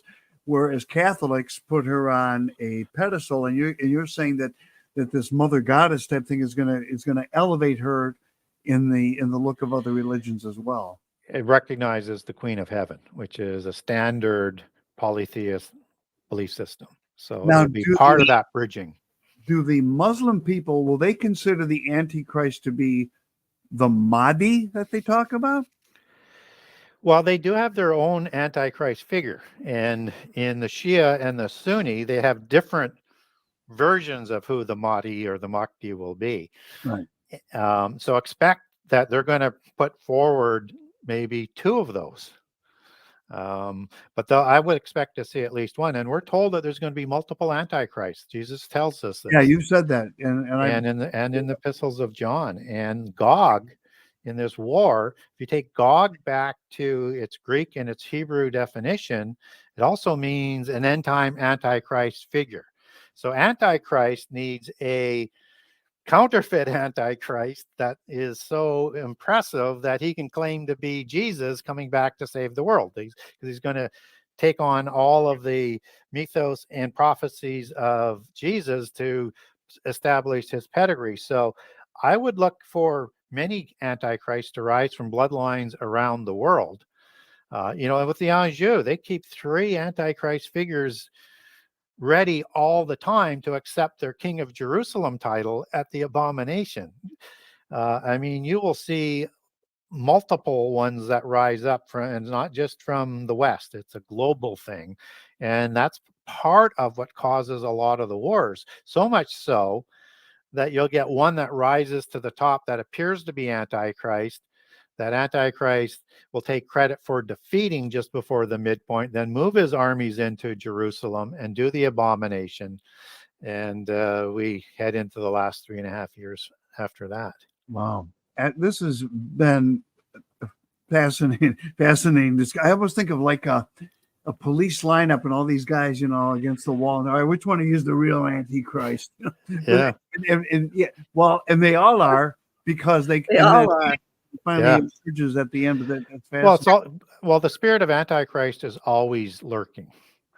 And, what Michael doesn't do is prevent the beast empires from coming. What he prevents is from the Antichrist, the real one, taking power until the ordained time. So they all act as in the spirit of Antichrist. Hitler was an Antichrist type figure. Yes, he was. Yes, and it's something that we could do a complete show on and more, because there's so much of an analogy of World War II to the end time that it serves as a modern peek into what's coming, and it's something that we should learn a lesson from. You just picked our next topic, so I'm writing it down. That's what we'll talk about next time. Was Hitler an Antichrist figure? Because a lot of people felt that he was, and that would be a fascinating hour, and I look forward to it. Now, where can people get your book, and what's the status of the new one? Well, the new book is it's all ready to be printed. There's a paper shortage, there's a labor shortage, and there's a printer shortage right now. I know. It has gone up on posting on Amazon and Barnes and Noble, and I expect other locations in the last week. It's got a March 12th release date. they're taking pre-orders. We're hoping that the printing, because it's all ready to go, will happen before, but if you don't hit the release date, Amazon punishes you as a publisher. So you have to give a further date. So I'm hoping that it can be printed sooner and then released sooner, but we'll have to wait and see with what's going on in the industry. And, the digital copy is already done. They just take that file and send it over to Kindle. So I'm hoping maybe Amazon will have the digital Kindle version up before the book comes in, but they're taking pre-orders on that. I have on my website, I have the pricing for the new book. I have a picture of the cover on it. I have the complete table of contents up on the website, and I have a generous excerpt of all 84 chapters up there. And I will have an ability to pre-book it soon. My web guy's been working on it the last few days to catch up to what Amazon has done. Yeah. So that's got to be frustrating as hell for you. It is, so that people will be able to pre-order for me. So where you go for that is the Genesis6conspiracy.com. That's Genesis 6 with the number 6conspiracy.com. And on that website, you can not only get a generous excerpt of all 84 chapters of book 2, which is called Genesis 6 Conspiracy Part 2, How Understanding Prehistory and Giants helps to understand end-time prophecy, but also Genesis 6 Conspiracy Part 1, which has 98 chapters, is a generous excerpt there as well. If there is a buy page to get a signed copy on that website, for Canada, for the US, and for all international outside of that. So wherever you fit into that geography, you can get a signed copy directly from me. You can also link over to Amazon.com, Amazon.ca, and BarnesandNoble.com to buy a hard copy of the first book, and also over to the Kindle version, and all of that's being set up for the new book as well. There will be a contact. There should be a contact the author icon that's clear on the website today. So if you want to ask me a question or get more information on what I'm talking about, for example, I have a great document on Putin and his claims to the bloodline. I have a document on Xi. And so just name it by topic. It might take me a while to get back to you, but I will get back to you. And if I have a document on that, I will send that to you, and I do that at no charge. I'll tell you, you are one of the most accessible authors out there, and we are blessed to have you on the show, and we look forward to the next appearance. We will talk about Hitler next time. So Gary Wayne, Genesis, the number 6conspiracy.com. Thanks for being with us, and we'll talk again in a couple of weeks. Thank you. All right. Thank you, Gary. Gary Wayne here on the Awake Nation. And again, just a plethora of knowledge there. And I think he gave us some good insight into what's going on here in the Middle East. So good stuff. Genesis, the number 6conspiracy.com. All right, we're going to take a quick break. When we come back, we're going to have Nathan Reynolds on the program. Now, he's always a fascinating individual, and he's a firebrand, too. He's got a lot to talk about, and I cannot get enough of Nathan Reynolds either. He's one of these guests. He's awesome. Absolutely love having on the program.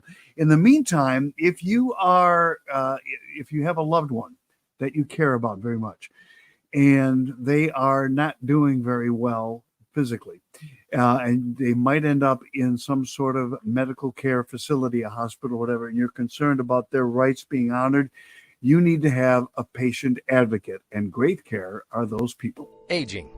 It's inevitable, but aging poorly is not. Our bodies are designed at the cellular level to stay healthy and strong. Our cells make special tools called redox signaling molecules that help protect cells against damage, help repair cells that become damaged, and help replace cells that are too damaged to repair. Redox signaling molecules are the key to health and vitality. So what is ASEA? Simply put, ASEA is trillions and trillions of redox signaling molecules in a bottle.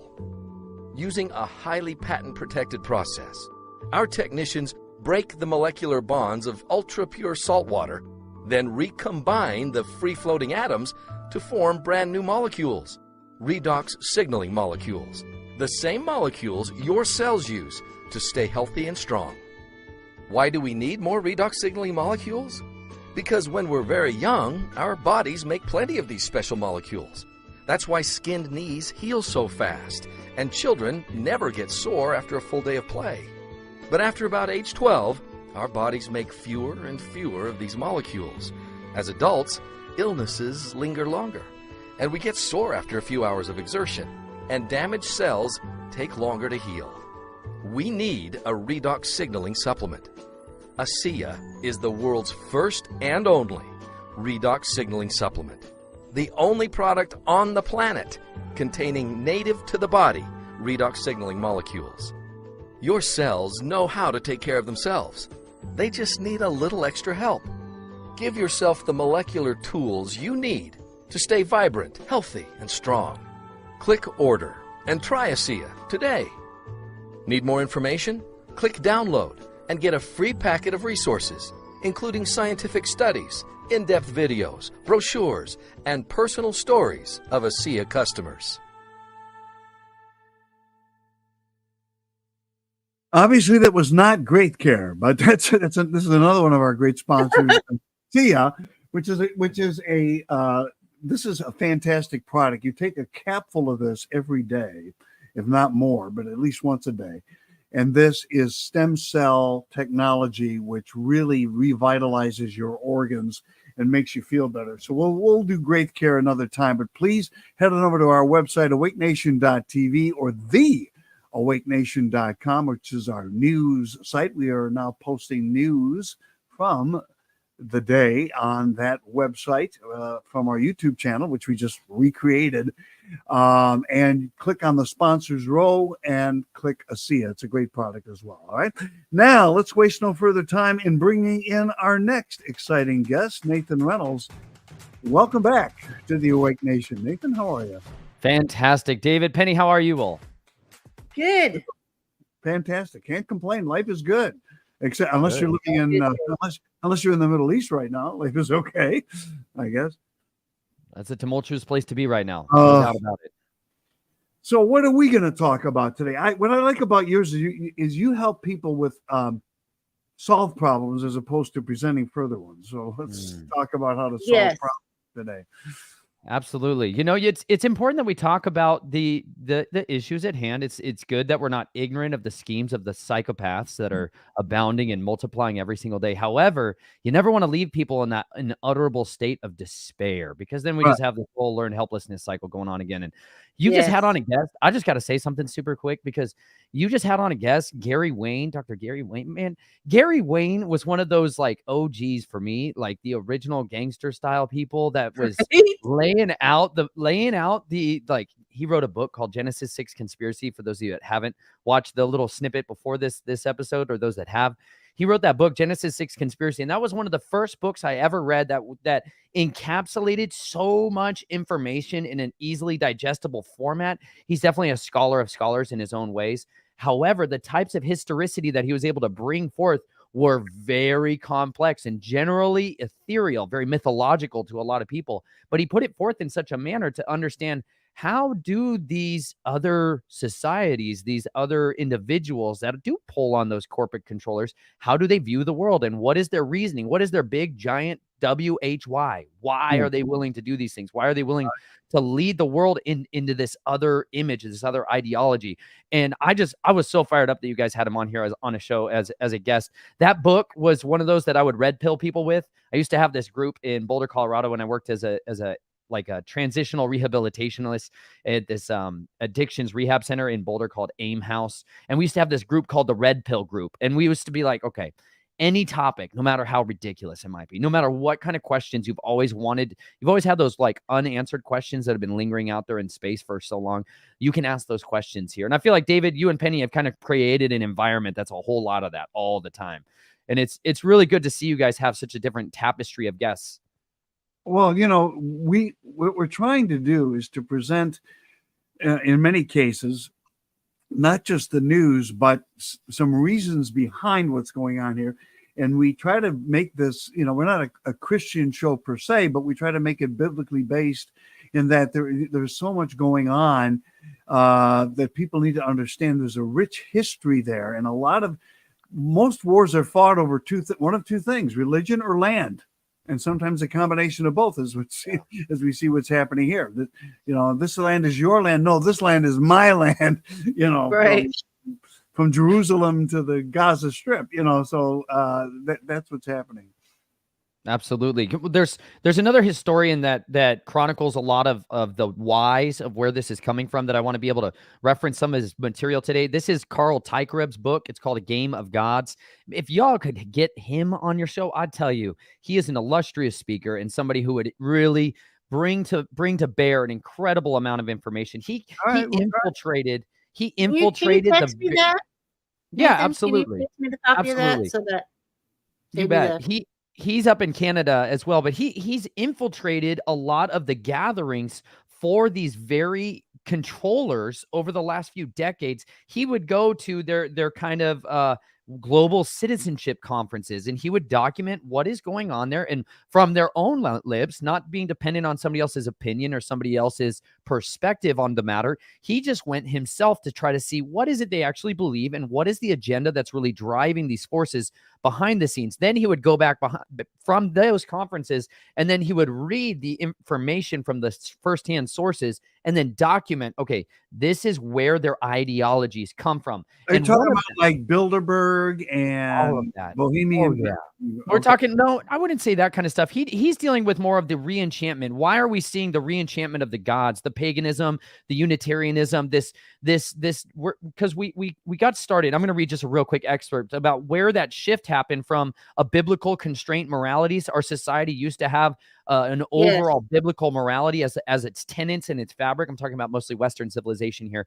That it used to have these building blocks that were made from morality. We used to be able to depend on people to maintain guidelines that have been eradicated, systemically eradicated. And when did that take place? And it really goes all the way back to this Renaissance where man was reinstituted as the god, that man and woman was the god, and the goddess that was invoked over that was this liberty. And so he has a section here in the beginning third of the book that just goes into a lot of the history of where this modality came from. Where do we see that re-enchantment of man? Because the second evolution and stage of it, what we're seeing right now, is the re-enchantment phase, where we're abandoning naturalism, we're abandoning the gods of science in some regards, and we're exalting once again these other deities, these other forms of religion, these occultism, this revelation of these dark powers, these occult energies. And people are willing to start to embrace that stuff as if that the gods of science are, they're just finally tapping back into that ethereal realm. And really, it's been there all along. But he has a section here on page 50 in chapter 4. I'm just going to read this for you because it encapsulates so much of what you were talking about earlier. It says, in 1803, Saint Simon recommended that 21 men of science and industry, armed with wealth and prestige and influence, should manage humanity's development. Civilization, he argued, must be structured around three classes: scientists, industrialists, and the masses. Spiritual power would lie in the hands of scientists, while temporal clout would be given to men of industry, whom he called the property owners. Together, these two classes would have but one interest common to the whole of humanity: the progress of the sciences. The task of the masses was to nominate mankind's esteemed leaders. Later, Saint Simon described his ideal religion as the new Christianity.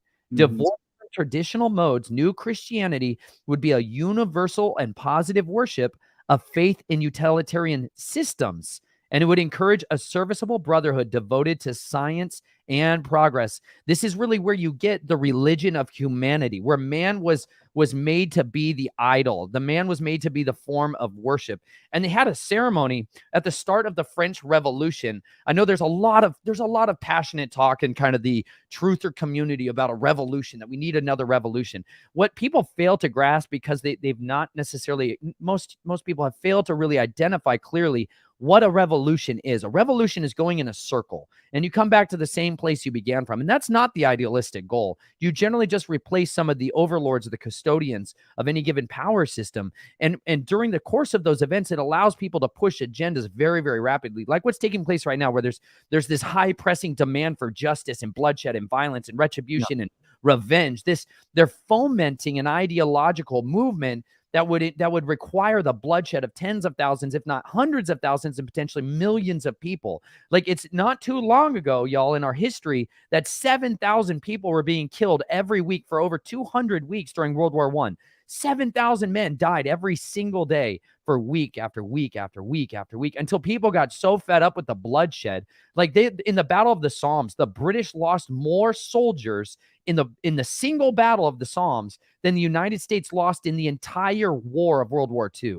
Just for perspective of what a meat grinder can actually look like. And on the scales of warfare that we're looking at today, and the capacity for killing has gone up to such a degree that when we sit back in our comfortable chairs in an insulated society overall in the West, looking over at places abroad and say, yeah, we should have massive bloodshed, we should have massive violence over there, we have no idea of what truly the cost of killing can truly be, and how fast those bodies can stack up, and how quickly the resources that we take for granted because we have an excess get depleted from us.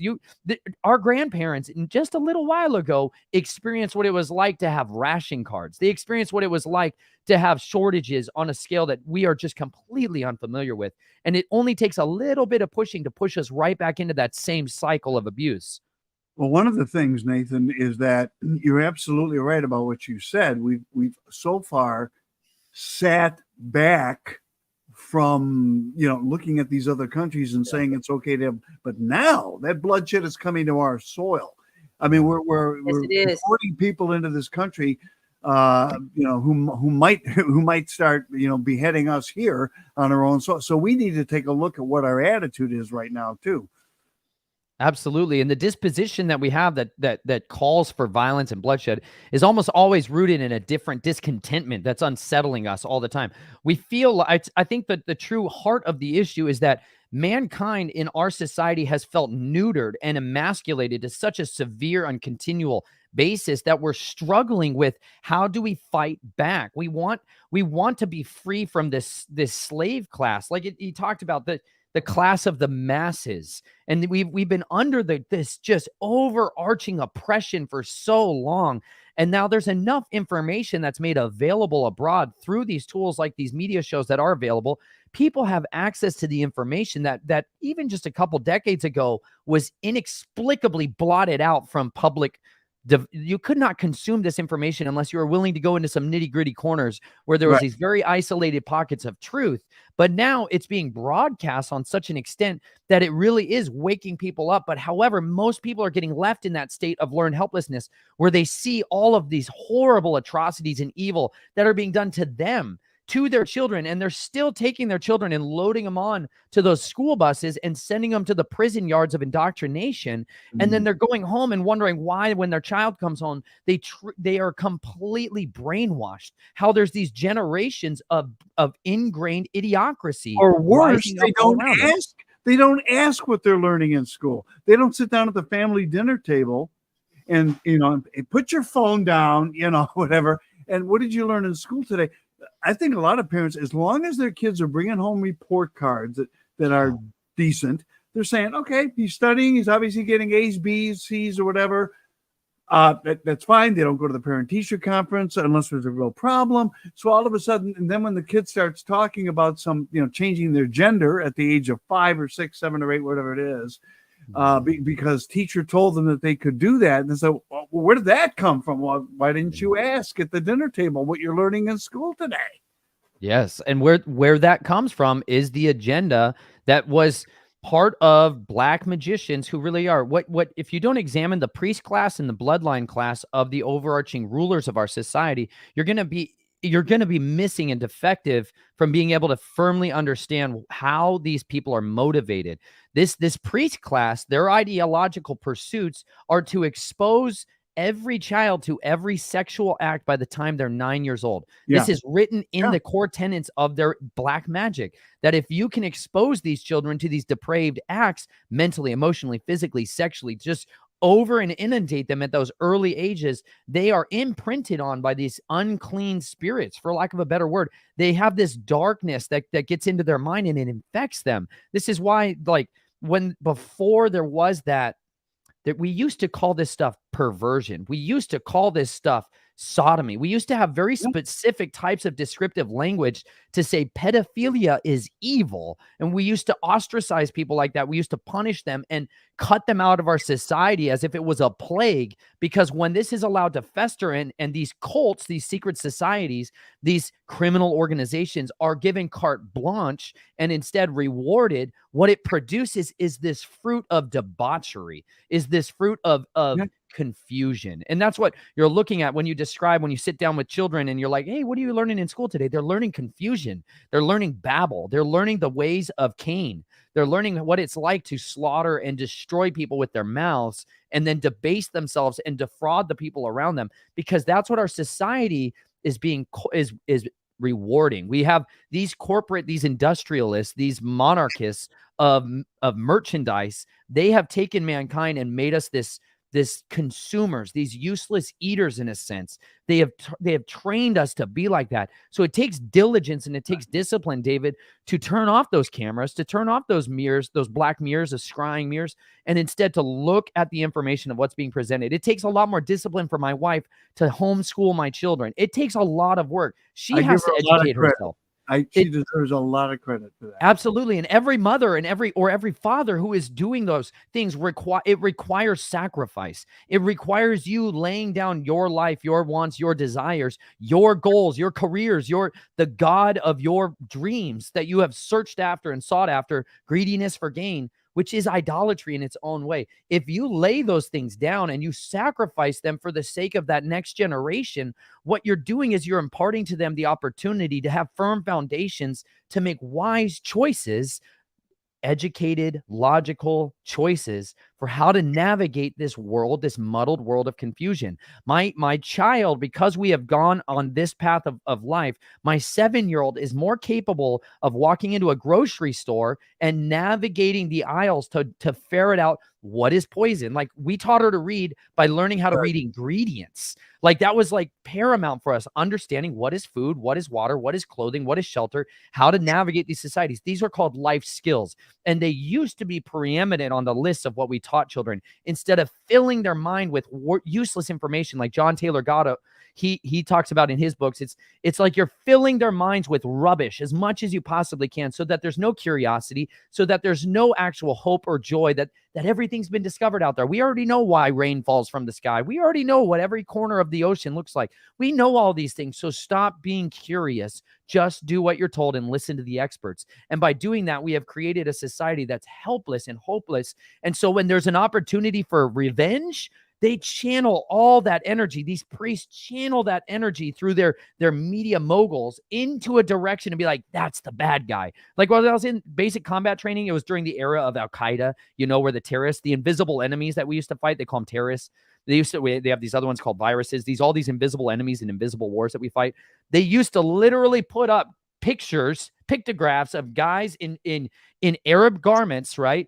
And be like, that's the enemy. That's the bad guy. That's the target. You call it target, right? Target rich environments. It's all targets until it's a person's face. And then they would sit us down and make us watch videos of soldiers being tortured, of women being tortured, of people having their limbs torn apart, being shot and raped and beheaded. Like, this culture of death and violence, like they're doing right now on mainstream TV, where they're trying to say it's all of this. It's the same propaganda that was utilized during World War I, during World War II, during the Vietnam War. It's the same way of dehumanizing the enemy so that you will have that murderous rage and you will be willing to do that. When we had our bayonet courses, we used to run around with these bayonets, stabbing these giant tires, these rubber tires, and they would say, kill, kill, kill. What makes the green grass grow? Blood, blood, blood. And we would chant these mantras, and it was this invocation of this other rage. And we're having that same psychological warfare poured out on us. And if we're not steady, calm, and slow to make decisions, we get caught. It's easy to get caught up in that because they've engineered a society in this manner.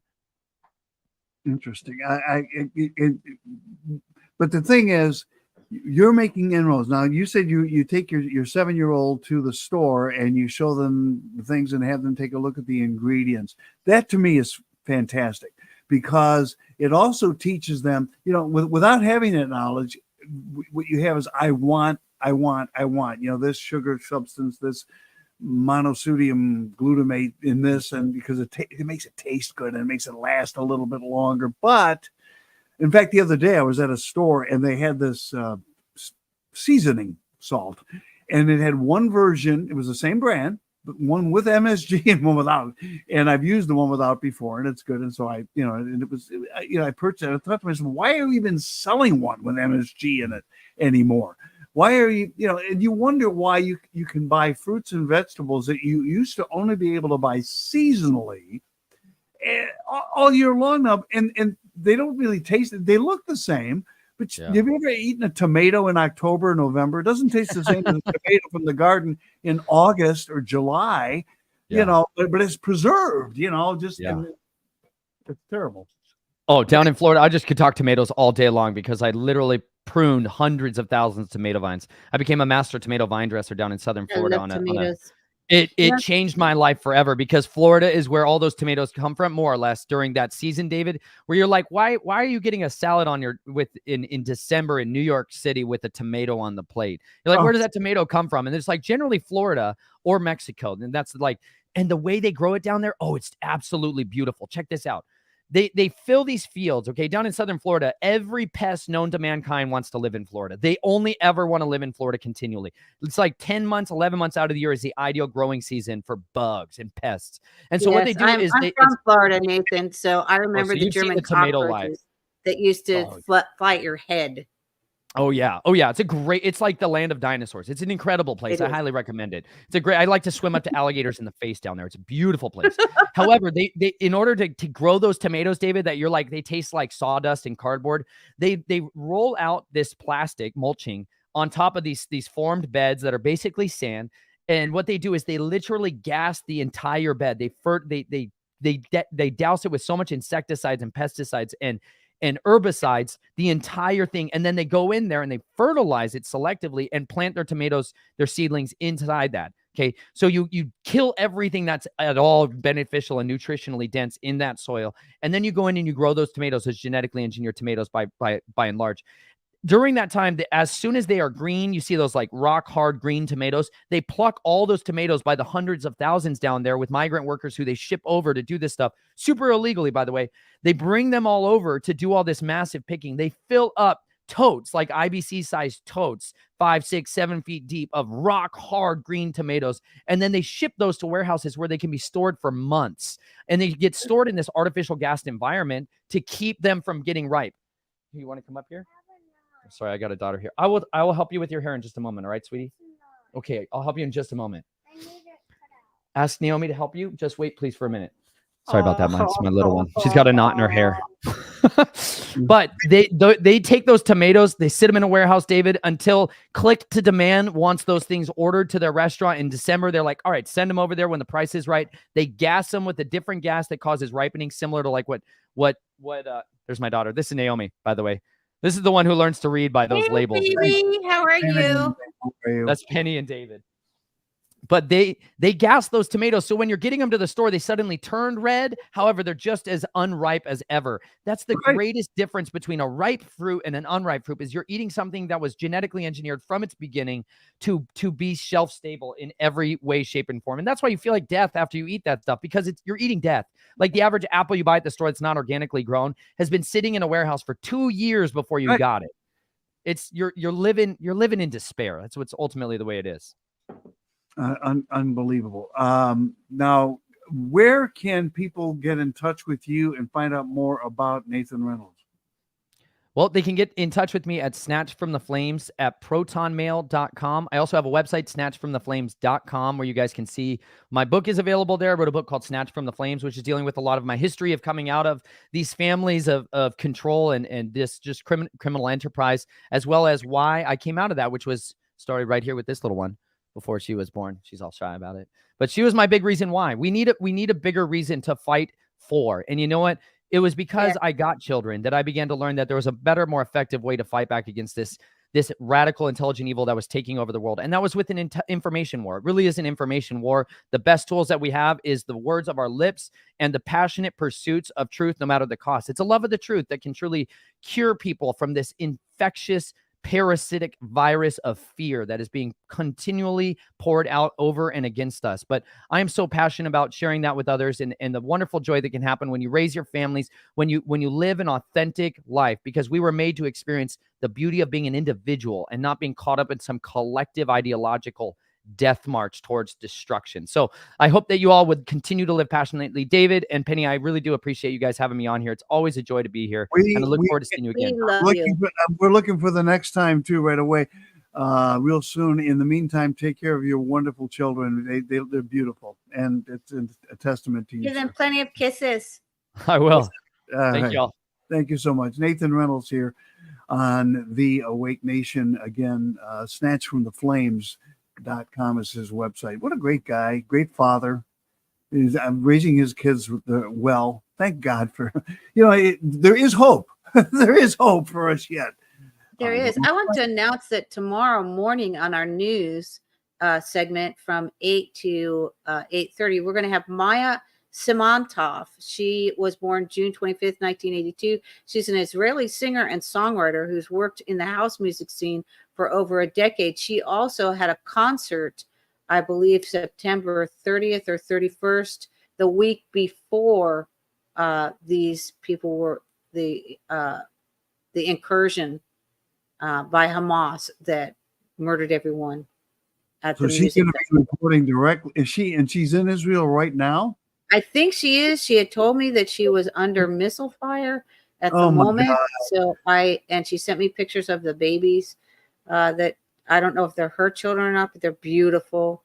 And so she will be reporting on the scene essentially. So I'm going to ask her if she's actually, she's Israeli, so I'm presuming, and she's absolutely stunningly beautiful.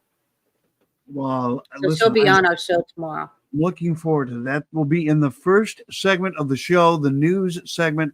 So that's 8 a.m. Central, 9 a.m. Eastern. Do not miss it. In just a couple of moments, we're going to bring in our next very special guest, Gunnar Lindbloom. But before we do that, I want to remind you that the master antioxidant for your body is glutathione.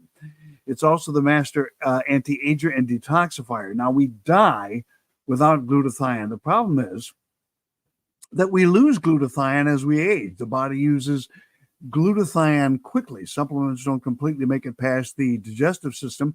IV glutathione only lasts about 6 hours. You got to get about, you have to have one daily. It costs between $200 and $500 a visit. Look, you don't have to do any of that. You can make it real easy on yourself by buying this. It's called Liquid NutraSwish Glutathione. It gets inside your cells and your brain in 70 seconds. And what does glutathione do for you? Well, there are some things that it does for you that the FDA will not allow us to tell you because that's just the way they are. But we can tell you that it decreases inflammation, reduces joint discomfort, strengthens your immune system, increases your energy, enhances stamina and endurance, improves exercise recovery times, gives you greater mental clarity and focus, and improves sleep. The other things that it does for you, you can go to PubMed, PUBMED.gov, that's the government's own website.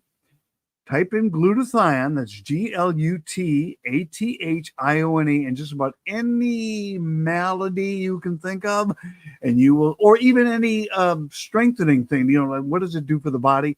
And it will show you how valuable glutathione is. You take a capsule of this or two in the morning, swish it around in your mouth for 60 seconds, swallow it, and within 70 seconds, your body is infused with glutathione that your body normally makes by itself. It's the best way to get it into your system. If you want to learn more about this product, make sure you tune in tomorrow during Dr. Lana Cantos' segment, her Wellness Wednesday segment, which is 11. What time is it? She's on 10:30 a.m. Eastern, 9:30 a.m. Central, I believe, tomorrow, if I'm not mistaken. And if I am mistaken, well, Penny will let me know. But anyway, it's funny because you said 11, and I was just typing 11. I started to say it, but then I realized that it was not. It's not 11 a.m. I know that that's not. All right, let's waste no further time. Let us now bring in. Oh, by the way, go to the awakenation.newme.com. That's the awakenation.newme.com to get your NutraSwish. Now it's time for our next very special guest, Gunner Lindbloom here. Nation. How Gunner, you guys welcome doing? back with us. How are you guys? We're doing Good. great. You looking fun? Well, I own my own clothing line, Arthing Apparel, so at least it's where These are always properly attired and looking just felt. Thank you. You have a clock too. You have a clock behind you. Yeah, that was a gift from one of my fans who. Oh, I thought people could buy that on your site. No, that was a custom made one, and the irony of that is it was nice of them to make it and stuff. It's wrong, so that happened, but it was still a nice gesture, and I appreciated him. And he's a nice guy, very supportive. So, anyways, at least I can do is rock my apparel. It's chilly up here. I live in northern Michigan. Oh, northern Michigan. Okay, that's right. That's right. Yeah. I'm in northern Michigan, and it's pretty chilly. We have a fire going downstairs. We heat our house with wood. It's just cheaper, and we like the feel of it, the ambiance, the smell of it, and so we just get a fire going in the morning and warms up the house. But up here in my office, there's no heat up here upstairs, so I come up here. That's why I'm a little chilly, and I got a hat on. But anyway, what's the temperature where you are right now? Probably in the 40s. In the 40s. Okay. Yeah, we got fit. Well, Yeah, now, it's I'm 40s here. in Michigan too, because we grew up, pretty much in the same area: St. Clair Shores, Roseville, East Point. Mhm. But it's 50. I'm in Royal Oak. It's 51 here, so it's a little chill, but not.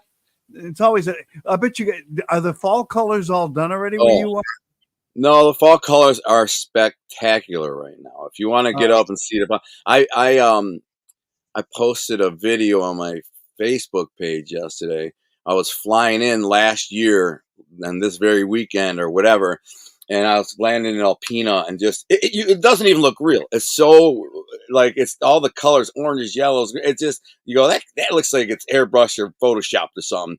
Flying into Alpena, and it's all wilderness around, so it's nothing but wilderness. No city, no nothing, and it's beautiful. I spent last weekend in Detroit filming for a big YouTube channel called The Connect.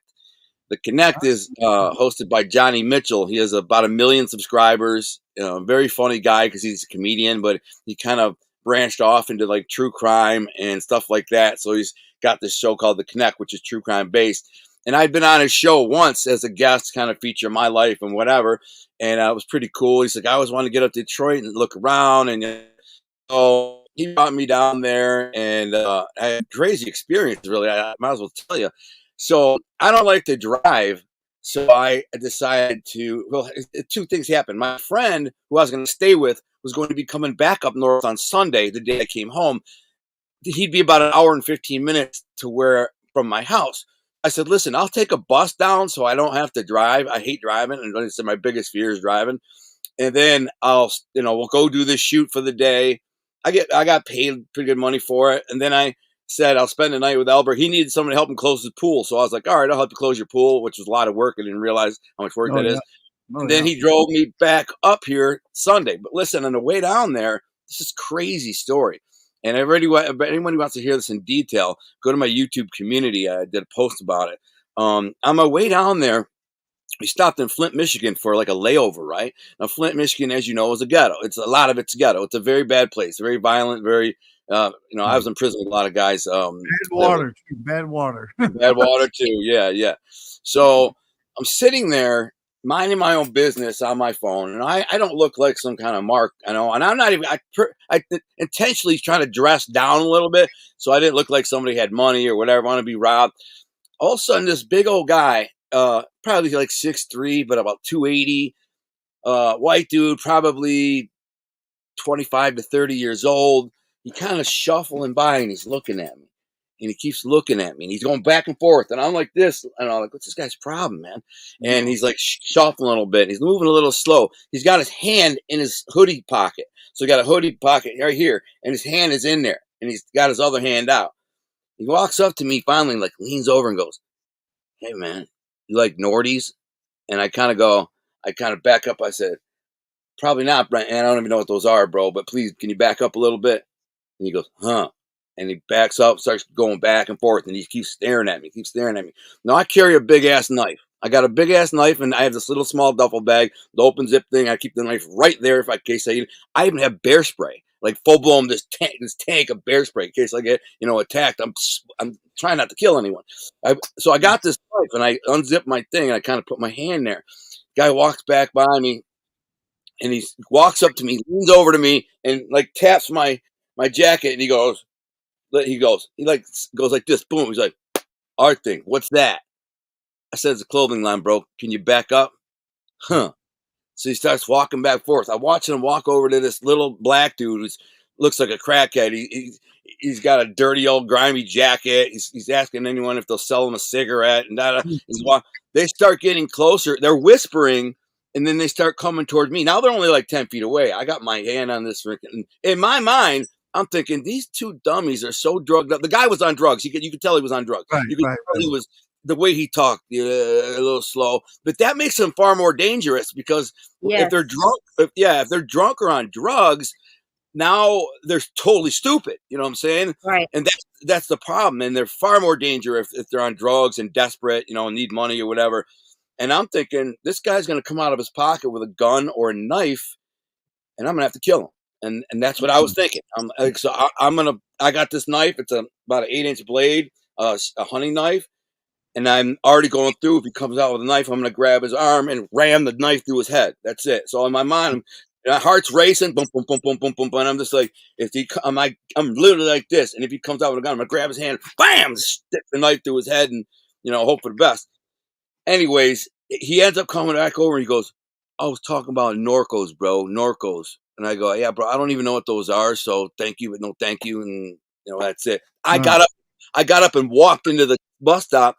And hoping there was more cameras and people around, they'd be less to bother me. He walked by a couple times looking at me. I guess I looked like I had money. I was wearing a nice, I was wearing a tracksuit. I had a little like a nice duffel bag. They're probably thinking, let's rob this guy. I was so grateful when another bus showed up and they got on it and left. I was like, man, bro, it's so close, man. I was like terrified. And I got to Detroit. I mean, a lot of people are like, you're terrified, tough guy. You did all the time in prison, 13 years in prison, and you're a gangster. But I said, man, I'm just scared as anybody else, man. I don't want to end up dead or having to kill someone and fight in my court case. I was going to say, you're probably also afraid of what you might have to do to defend yourself. Well, that's what I'm scared of. Violent. Yeah, that's what I'm terrified. Yeah. I'm terrified of other people. I know this guy, I could kill him in 2 seconds before he even realized he's dead. I'd kill him. But then I got to fight the case. And my reaction to that, now I got the cops coming. There's a dead dude staying there, and there's cameras, and like, he just leaned over you. And I'm like, yeah, the guy pulled a gun or a knife or a screwdriver or something. I'm not dying. I'm getting home to my wife, man. It's me or him. Boom. And I killed the guy. Now I ended up getting him. I was scared. I don't want to go back to freaking prison. And so I was just grateful, man. I told the host of that show, Johnny Mitchell, I said, man, you better be glad I like you, bro, because I came down here. Then we ended up driving all around like the east side of Detroit and the ghetto and stuff, kind of showing them, the ghettos and the hood and the bad areas. And then we went to Grosse Pointe too, which is obviously it's a contrast of multi-million-dollar homes everywhere.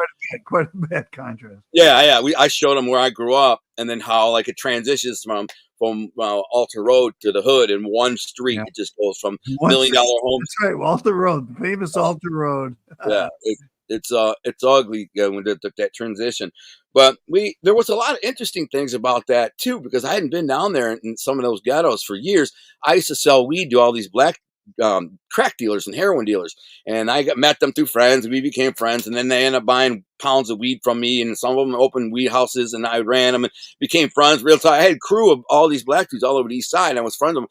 And I was a lone white dude in an area where there were no white people at all, and I'm down there with a brand new flashy car and a big gold chain, but I carried a pistol, and they all knew that. I wore my pistol out like freaking John Wayne. I just wore it out. So if someone's going to try to get me, just be ready. And I've been in gun battles, gun fights. They tried to rob me. I might have told you about the time guy put a gun to my head and went to rack around in the chamber, and the gun jammed. So I pulled out my gun and shot him. Wow. Yeah, it was scary, super scary. His gun jammed. I felt, don't move, mother effer. I'm talking to this guy. I feel this through the window because the window was down in summer. I hear him say, don't move, mother effer. And I feel that. And I look, and it's the guy, I think they're like joking. And all of a sudden the guy goes to rack one and it jams. So he starts. So I pull my pistol, aim for his face, pull the trigger.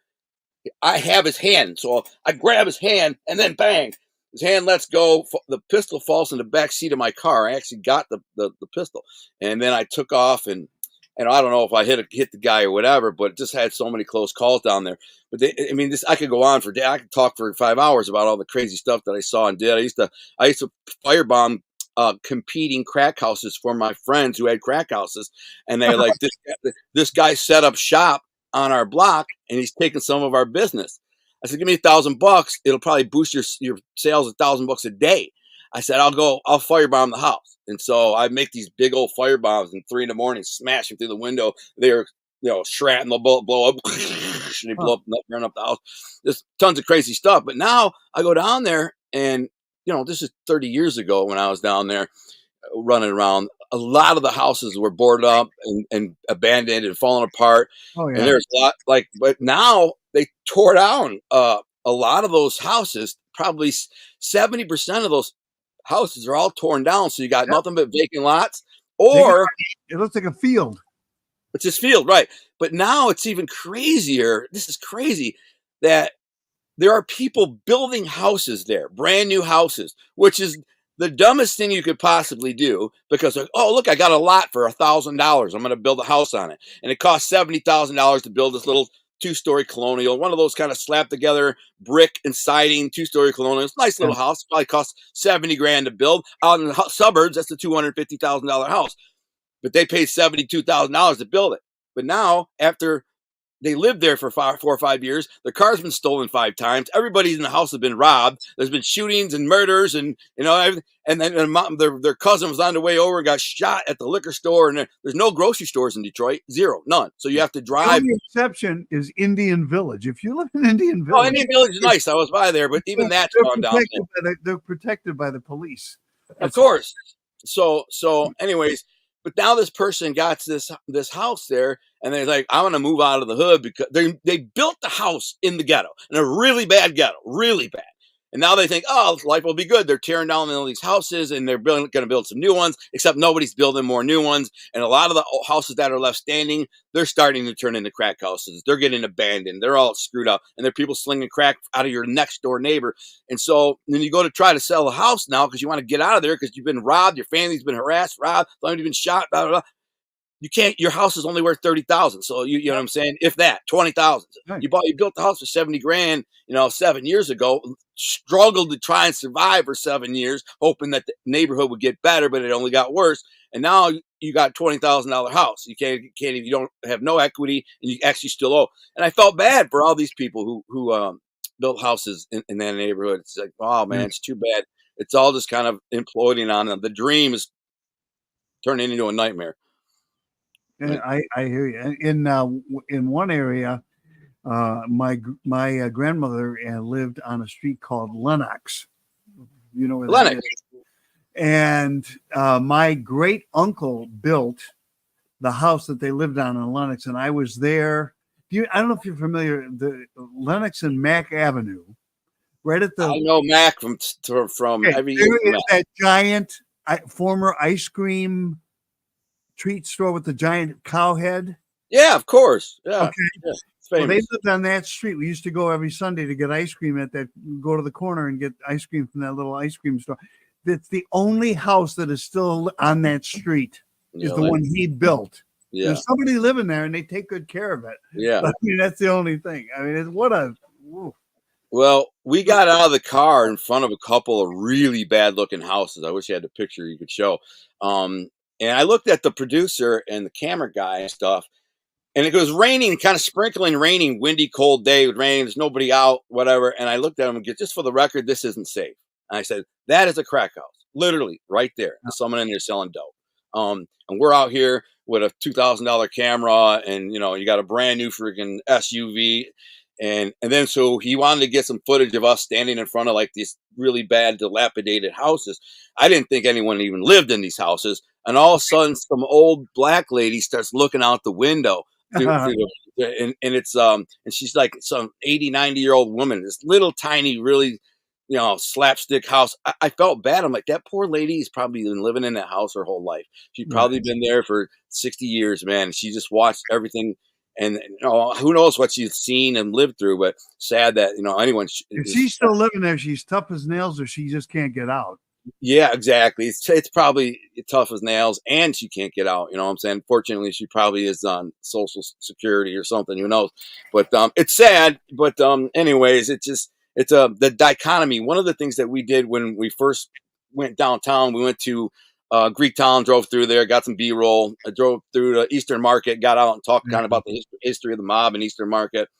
Then we were leaving, about to get on the lodge, and we went to this big, old, Packard plant or whatever. I think it's a Packard plant. This big, huge building they turned it into studio spaces. Like these, it's just massive buildings, huge. There used to be a factory that probably employed 4,000 people, right? And it's just massive. And they kind of renovated it, broke the spaces into these, this is the gentrification. And so people go down there. But the problem, it's the same problem as always. It's actually right near downtown. So they do patrol it a lot with the police. There's a lot of police presence, right? But the problem is if you go out to the store or go to get groceries, and by the way, there's no grocery stores in Detroit, Michigan. Zero. Well, there's a Meyer opened up there. Oh, they opened one recently? Yeah. So, I mean, that's good. But I mean, if you might have to, Detroit's a big city, it has one Myers, you know what I'm saying?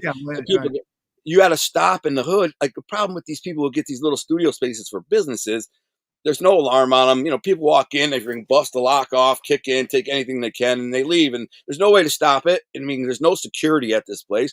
A lot of people probably are living in these spaces where they're not zoned, for residential living. But they're still. But it was really cool to see that part of Detroit kind of making a little comeback in all these art studios and music studios and all these different things in this giant building, and there's hundreds of them. It's a monstrous thing. So it's pretty cool to see that.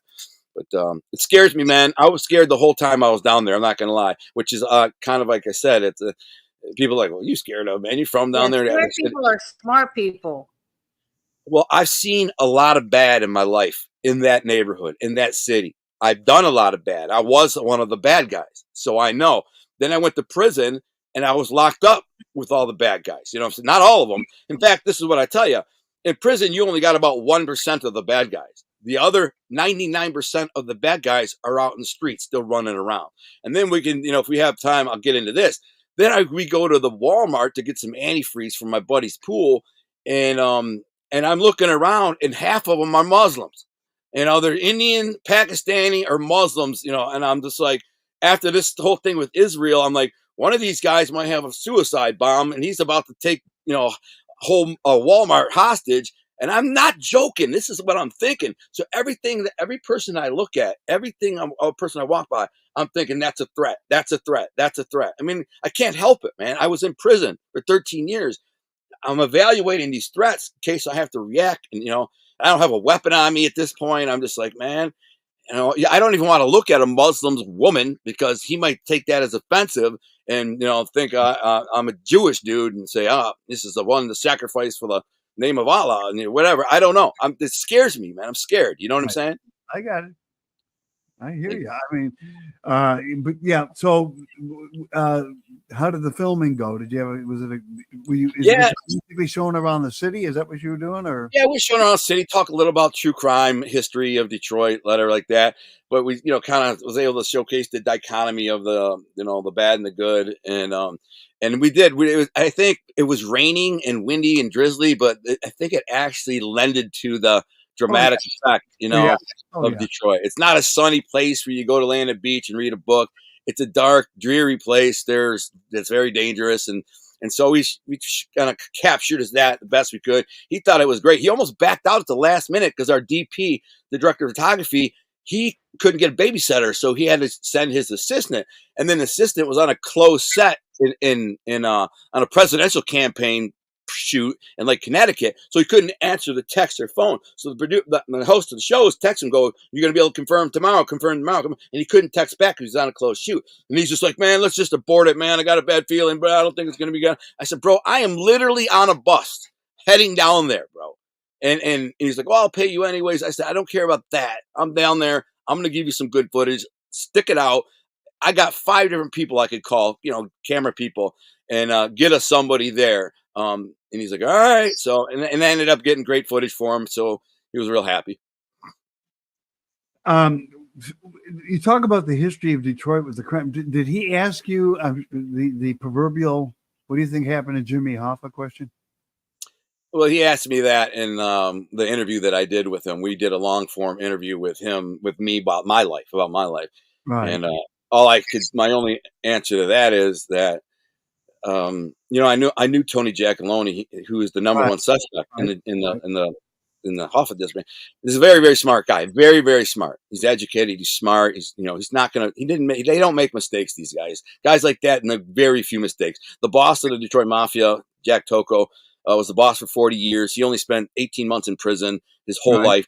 Died worth $100 million. We took some video in front of his house. We went to his house and like this is the boss. Anyways, so Tony Jack, I think that was the perfect murder, if you ask me. I think Tony Jack was the bait to keep the feds off of him, and his brother and some other guys went and got Jimmy, and I think they probably cremated him to make sure that there was no evidence. And then a couple of weeks later, they burnt down the cremation place, so there could be zero evidence. And then they got insurance payout for the fire, but they burned it all down. So there's like 3 or 4 guys who knew the whole truth, and they all took it to the grave. I believe that though. The Tony Giacalone probably told his son, and Billy Giacalone probably told his son, this is what we did. Or maybe they didn't. Maybe they're just like, it's better that nobody knows. Well, I was going to say, if I were them, I wouldn't have said anything, even a family. I'm not, because you don't want it being traced back. I mean, that's what my grandpa told me when I asked him about it. I'm like, what's happening? He's like, you don't want to know the answer. Not that I know, he said, but you don't want to know in case they put you in a room and, got a lie detector on you. You don't want to let it go. And they gave all kinds of disinformation about it. They said, oh, we did this, we did that. Every guy told a different story. And now it's all over the world. All these people have these different stories. I've met guys from New York, wise guys like Michael Francis, that swear up and down they know what happened to Hoffa because the guy who told him, he trusted him. The guy who told me about Hoffa, I trusted him. He wouldn't lie. Yeah, that guy might have been told something, but it's a lie. They don't just, there's no way. He doesn't know it's a lie. He believes he's telling you the truth, but. Right, exactly. Yeah, but there's no way some dude from New York and a different mob family is ever going to know what happened to Jimmy Hoffa. And a lot of people don't even know that story, that basically Jimmy Hoffa belonged to Detroit. He was his guy. He was their guy, Detroit's guy. All of it, everything that ever happened with Jimmy Hoffa was a result of Detroit manipulated him, putting him in the union, getting the union loans, Teamster loans, whatever. All Detroit. They had the most to lose. And so when he started talking crazy, they had the most to gain by getting rid of him, so they did. Very competent group of killers, wise guys, and mafia guys. So is what it is. Right now, the new mafias are our country. Now, I was going to ask you. That was going to be my next question in the remaining couple of minutes that we have. What is the biggest difference between today's organized crime, today's mobs, and when you were a kid? The difference. Well. The difference is, like, for all mafia families these days, is to be quiet, avoid conflicts, little infighting, wars, yada yada yada. New York was known for that, and they made a mess of their whole borgata, which means community, for years. You know what I'm saying, with all the rats and the cooperators or whatever. In Detroit, the goal has always been to make the world, the public, the police, everybody, they don't exist. It's not real. It's just legend or lore, right? Now, there is a boss. Everybody knows who he is. Jackie Giacalone. I think they're probably very quiet. They have friends in the government. They make friends by helping unions vote or encouraging unions to vote for certain politicians that get into position. And then the mob boss says, hey, I had you get elected using my influence. That contract to fix that stretch of road off a Telegraph, that $35 million road repair auction. I got a guy. You give me get me the contract. I'll kick you back $5 million. Everybody's happy, and that's what they do. So they just like that. And they'll probably boost it up 30% the price. Bid rigging, and they'll walk away with millions of dollars. Yes, there's still loan sharking and some bookies and there may even be some low level wise guys like I was back in the day, young gangsters who rob banks and rob safes and larcenies and all that. But I don't know. I have no idea. The key is quiet, staying off the radar. I think if you're the mob boss today, you stay away from guys like me, like I was back in the day. Guys like me is volatile. They bring too much attention. They're too dangerous. Cut them off. I don't want nothing to do with them. That's kind of how they were with me back then, actually. They're just like, man, this guy's, he's too wild. He's too dangerous. They're like, hey, good to see you, Al, but that's it. They rarely were like, hey, you want to make some money, make a buck? No, they didn't want nothing to do with me, which is smart.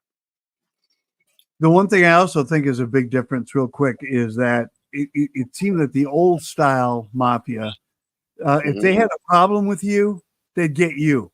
Today's mafia, they kill your whole family. Well, that's not necessarily true. Actually, to be perfectly honest, the old Sicilian mafia, the original Sicilians, the mafia that we know from America, all from Sicily, they were typically the type of guys that would kill your whole family. And that was the rule. So if you ratted or you cooperated, you did something, it was very rare that they killed anyone. But if you cooperated or like really did something foul, like, put your hands on a man's wife or rape somebody or something like that, disrespected a daughter, they would kill you. But if they couldn't get to you, they may kill your male heirs, all the boys in your family. Very rarely women, but they would kill the men. And now I think it's actually less. They want to kill. They will kill you. But if they can't kill you, they probably won't go after a civilian. You know what I'm saying? They're just, because it brings too much heat. It's too much trouble. You kill a civilian, and now everybody, FBI is looking, everybody's looking at you. They're going to do a manhunt. They're going to figure it out, and they're going to put you in prison. But if you kill another gangster, who's a known gangster, who's a bad guy, and he ends up dead, they're just like, yeah, well, I got killed by one of his guys, Yeah. Well, listen, I want to thank you for being here. Look forward to our next conversation. Stay warm, stay safe. And we're looking forward to, again, with the name of the book. To Be a King, volume 1 and 2, right there. 5-star reviews. It's being called The Next Godfather. Believe it or not, just read the reviews. I know that's crazy to say, The Next Godfather, but people are saying it. And then make sure to check out my YouTube channel at Gunner Detroit. Subscribe. I've been sharing a lot of outdoor stuff, fishing and stuff like that, but I'm a modus to my madness. I have a new book that's coming out pretty soon, so I'll be doing some more like interviews and like stories from my life. So check it out. And then, that's it. And I'm Arthing Apparel at arthingapparel.com. Custom made to your city. All right. I love it. Gunner Lindbloom, thanks for being with us. Thank we'll talk you, Gunner. Have a good night. Have a good week, you guys. You too. Bye-bye. Gunner Lindbloom here on the Awake Nation, and quite a guy. Fascinating life. We did a little inside baseball type talking because I'm from the area that he's from. So Penny's walking about, what's that street? I don't know what he's talking about. That's just the way it is. Help it. All right. Reddit did a survey. They asked, what is the most addictive food you ever ate? Okay. What do you like to eat, Penny? What is your most addictive food? Pizza. Pizza. Okay. Donuts. Donuts. Okay. Here are some of the answers that they got. Movie theater popcorn, white cheddar cheese popcorn, kettle corn, pistachio nuts, bread, certain types of bread, loaves of bread, crunchy cookie butter from Trader Joe's, spinach artichoke dip, Pepperidge Farm pirouettes, Snickers popcorn, donuts, chocolate covered pretzels, Dots honey mustard pretzels, Girl Scout thin mints. Yes. I love all of those things. I have to tell you, I'm guilty. So I'm hungry now. I know. Well, it's lunchtime, and I'm going to go get me some. In the meantime, you're awake right now. We want to thank you for watching. Thank you for listening. Thanks for all of the guests that are with us today. We'll be back tomorrow morning at 8 a.m. Central, 9 a.m. Eastern to do it all over again. Later this afternoon on our YouTube channel, The Awake Nation News, we'll have a news update for you. In the meantime, we're out of time, so we're out of here. Zublick out. Shepard out. Goodbye for today from the Awake Nation with co-host David Zublick and Penny L.A. Shepard. You can catch us live on Rumble, X, and at awakenation.tv. Monday through Friday, 8 a.m. to 11 a.m. Central, 9 a.m. to 12 noon Eastern. Join us for the Awake Nation News for a quick shot of espresso for 30 minutes of breaking news, 8 a.m. to 8:30 a.m. Central, 9 a.m. to 9:30 a.m. Eastern.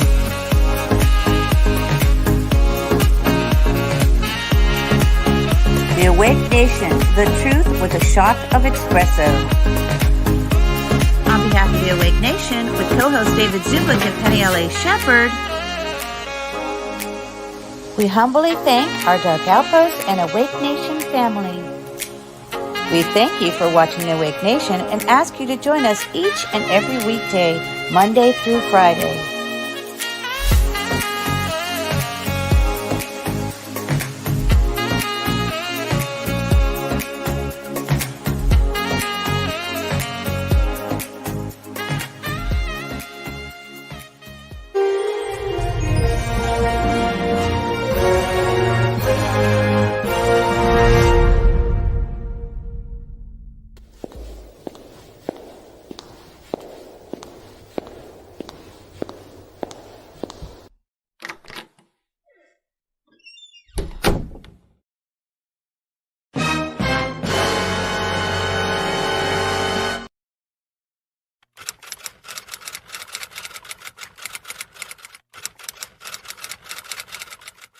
Shoop doo doo doo doo doo, yeah.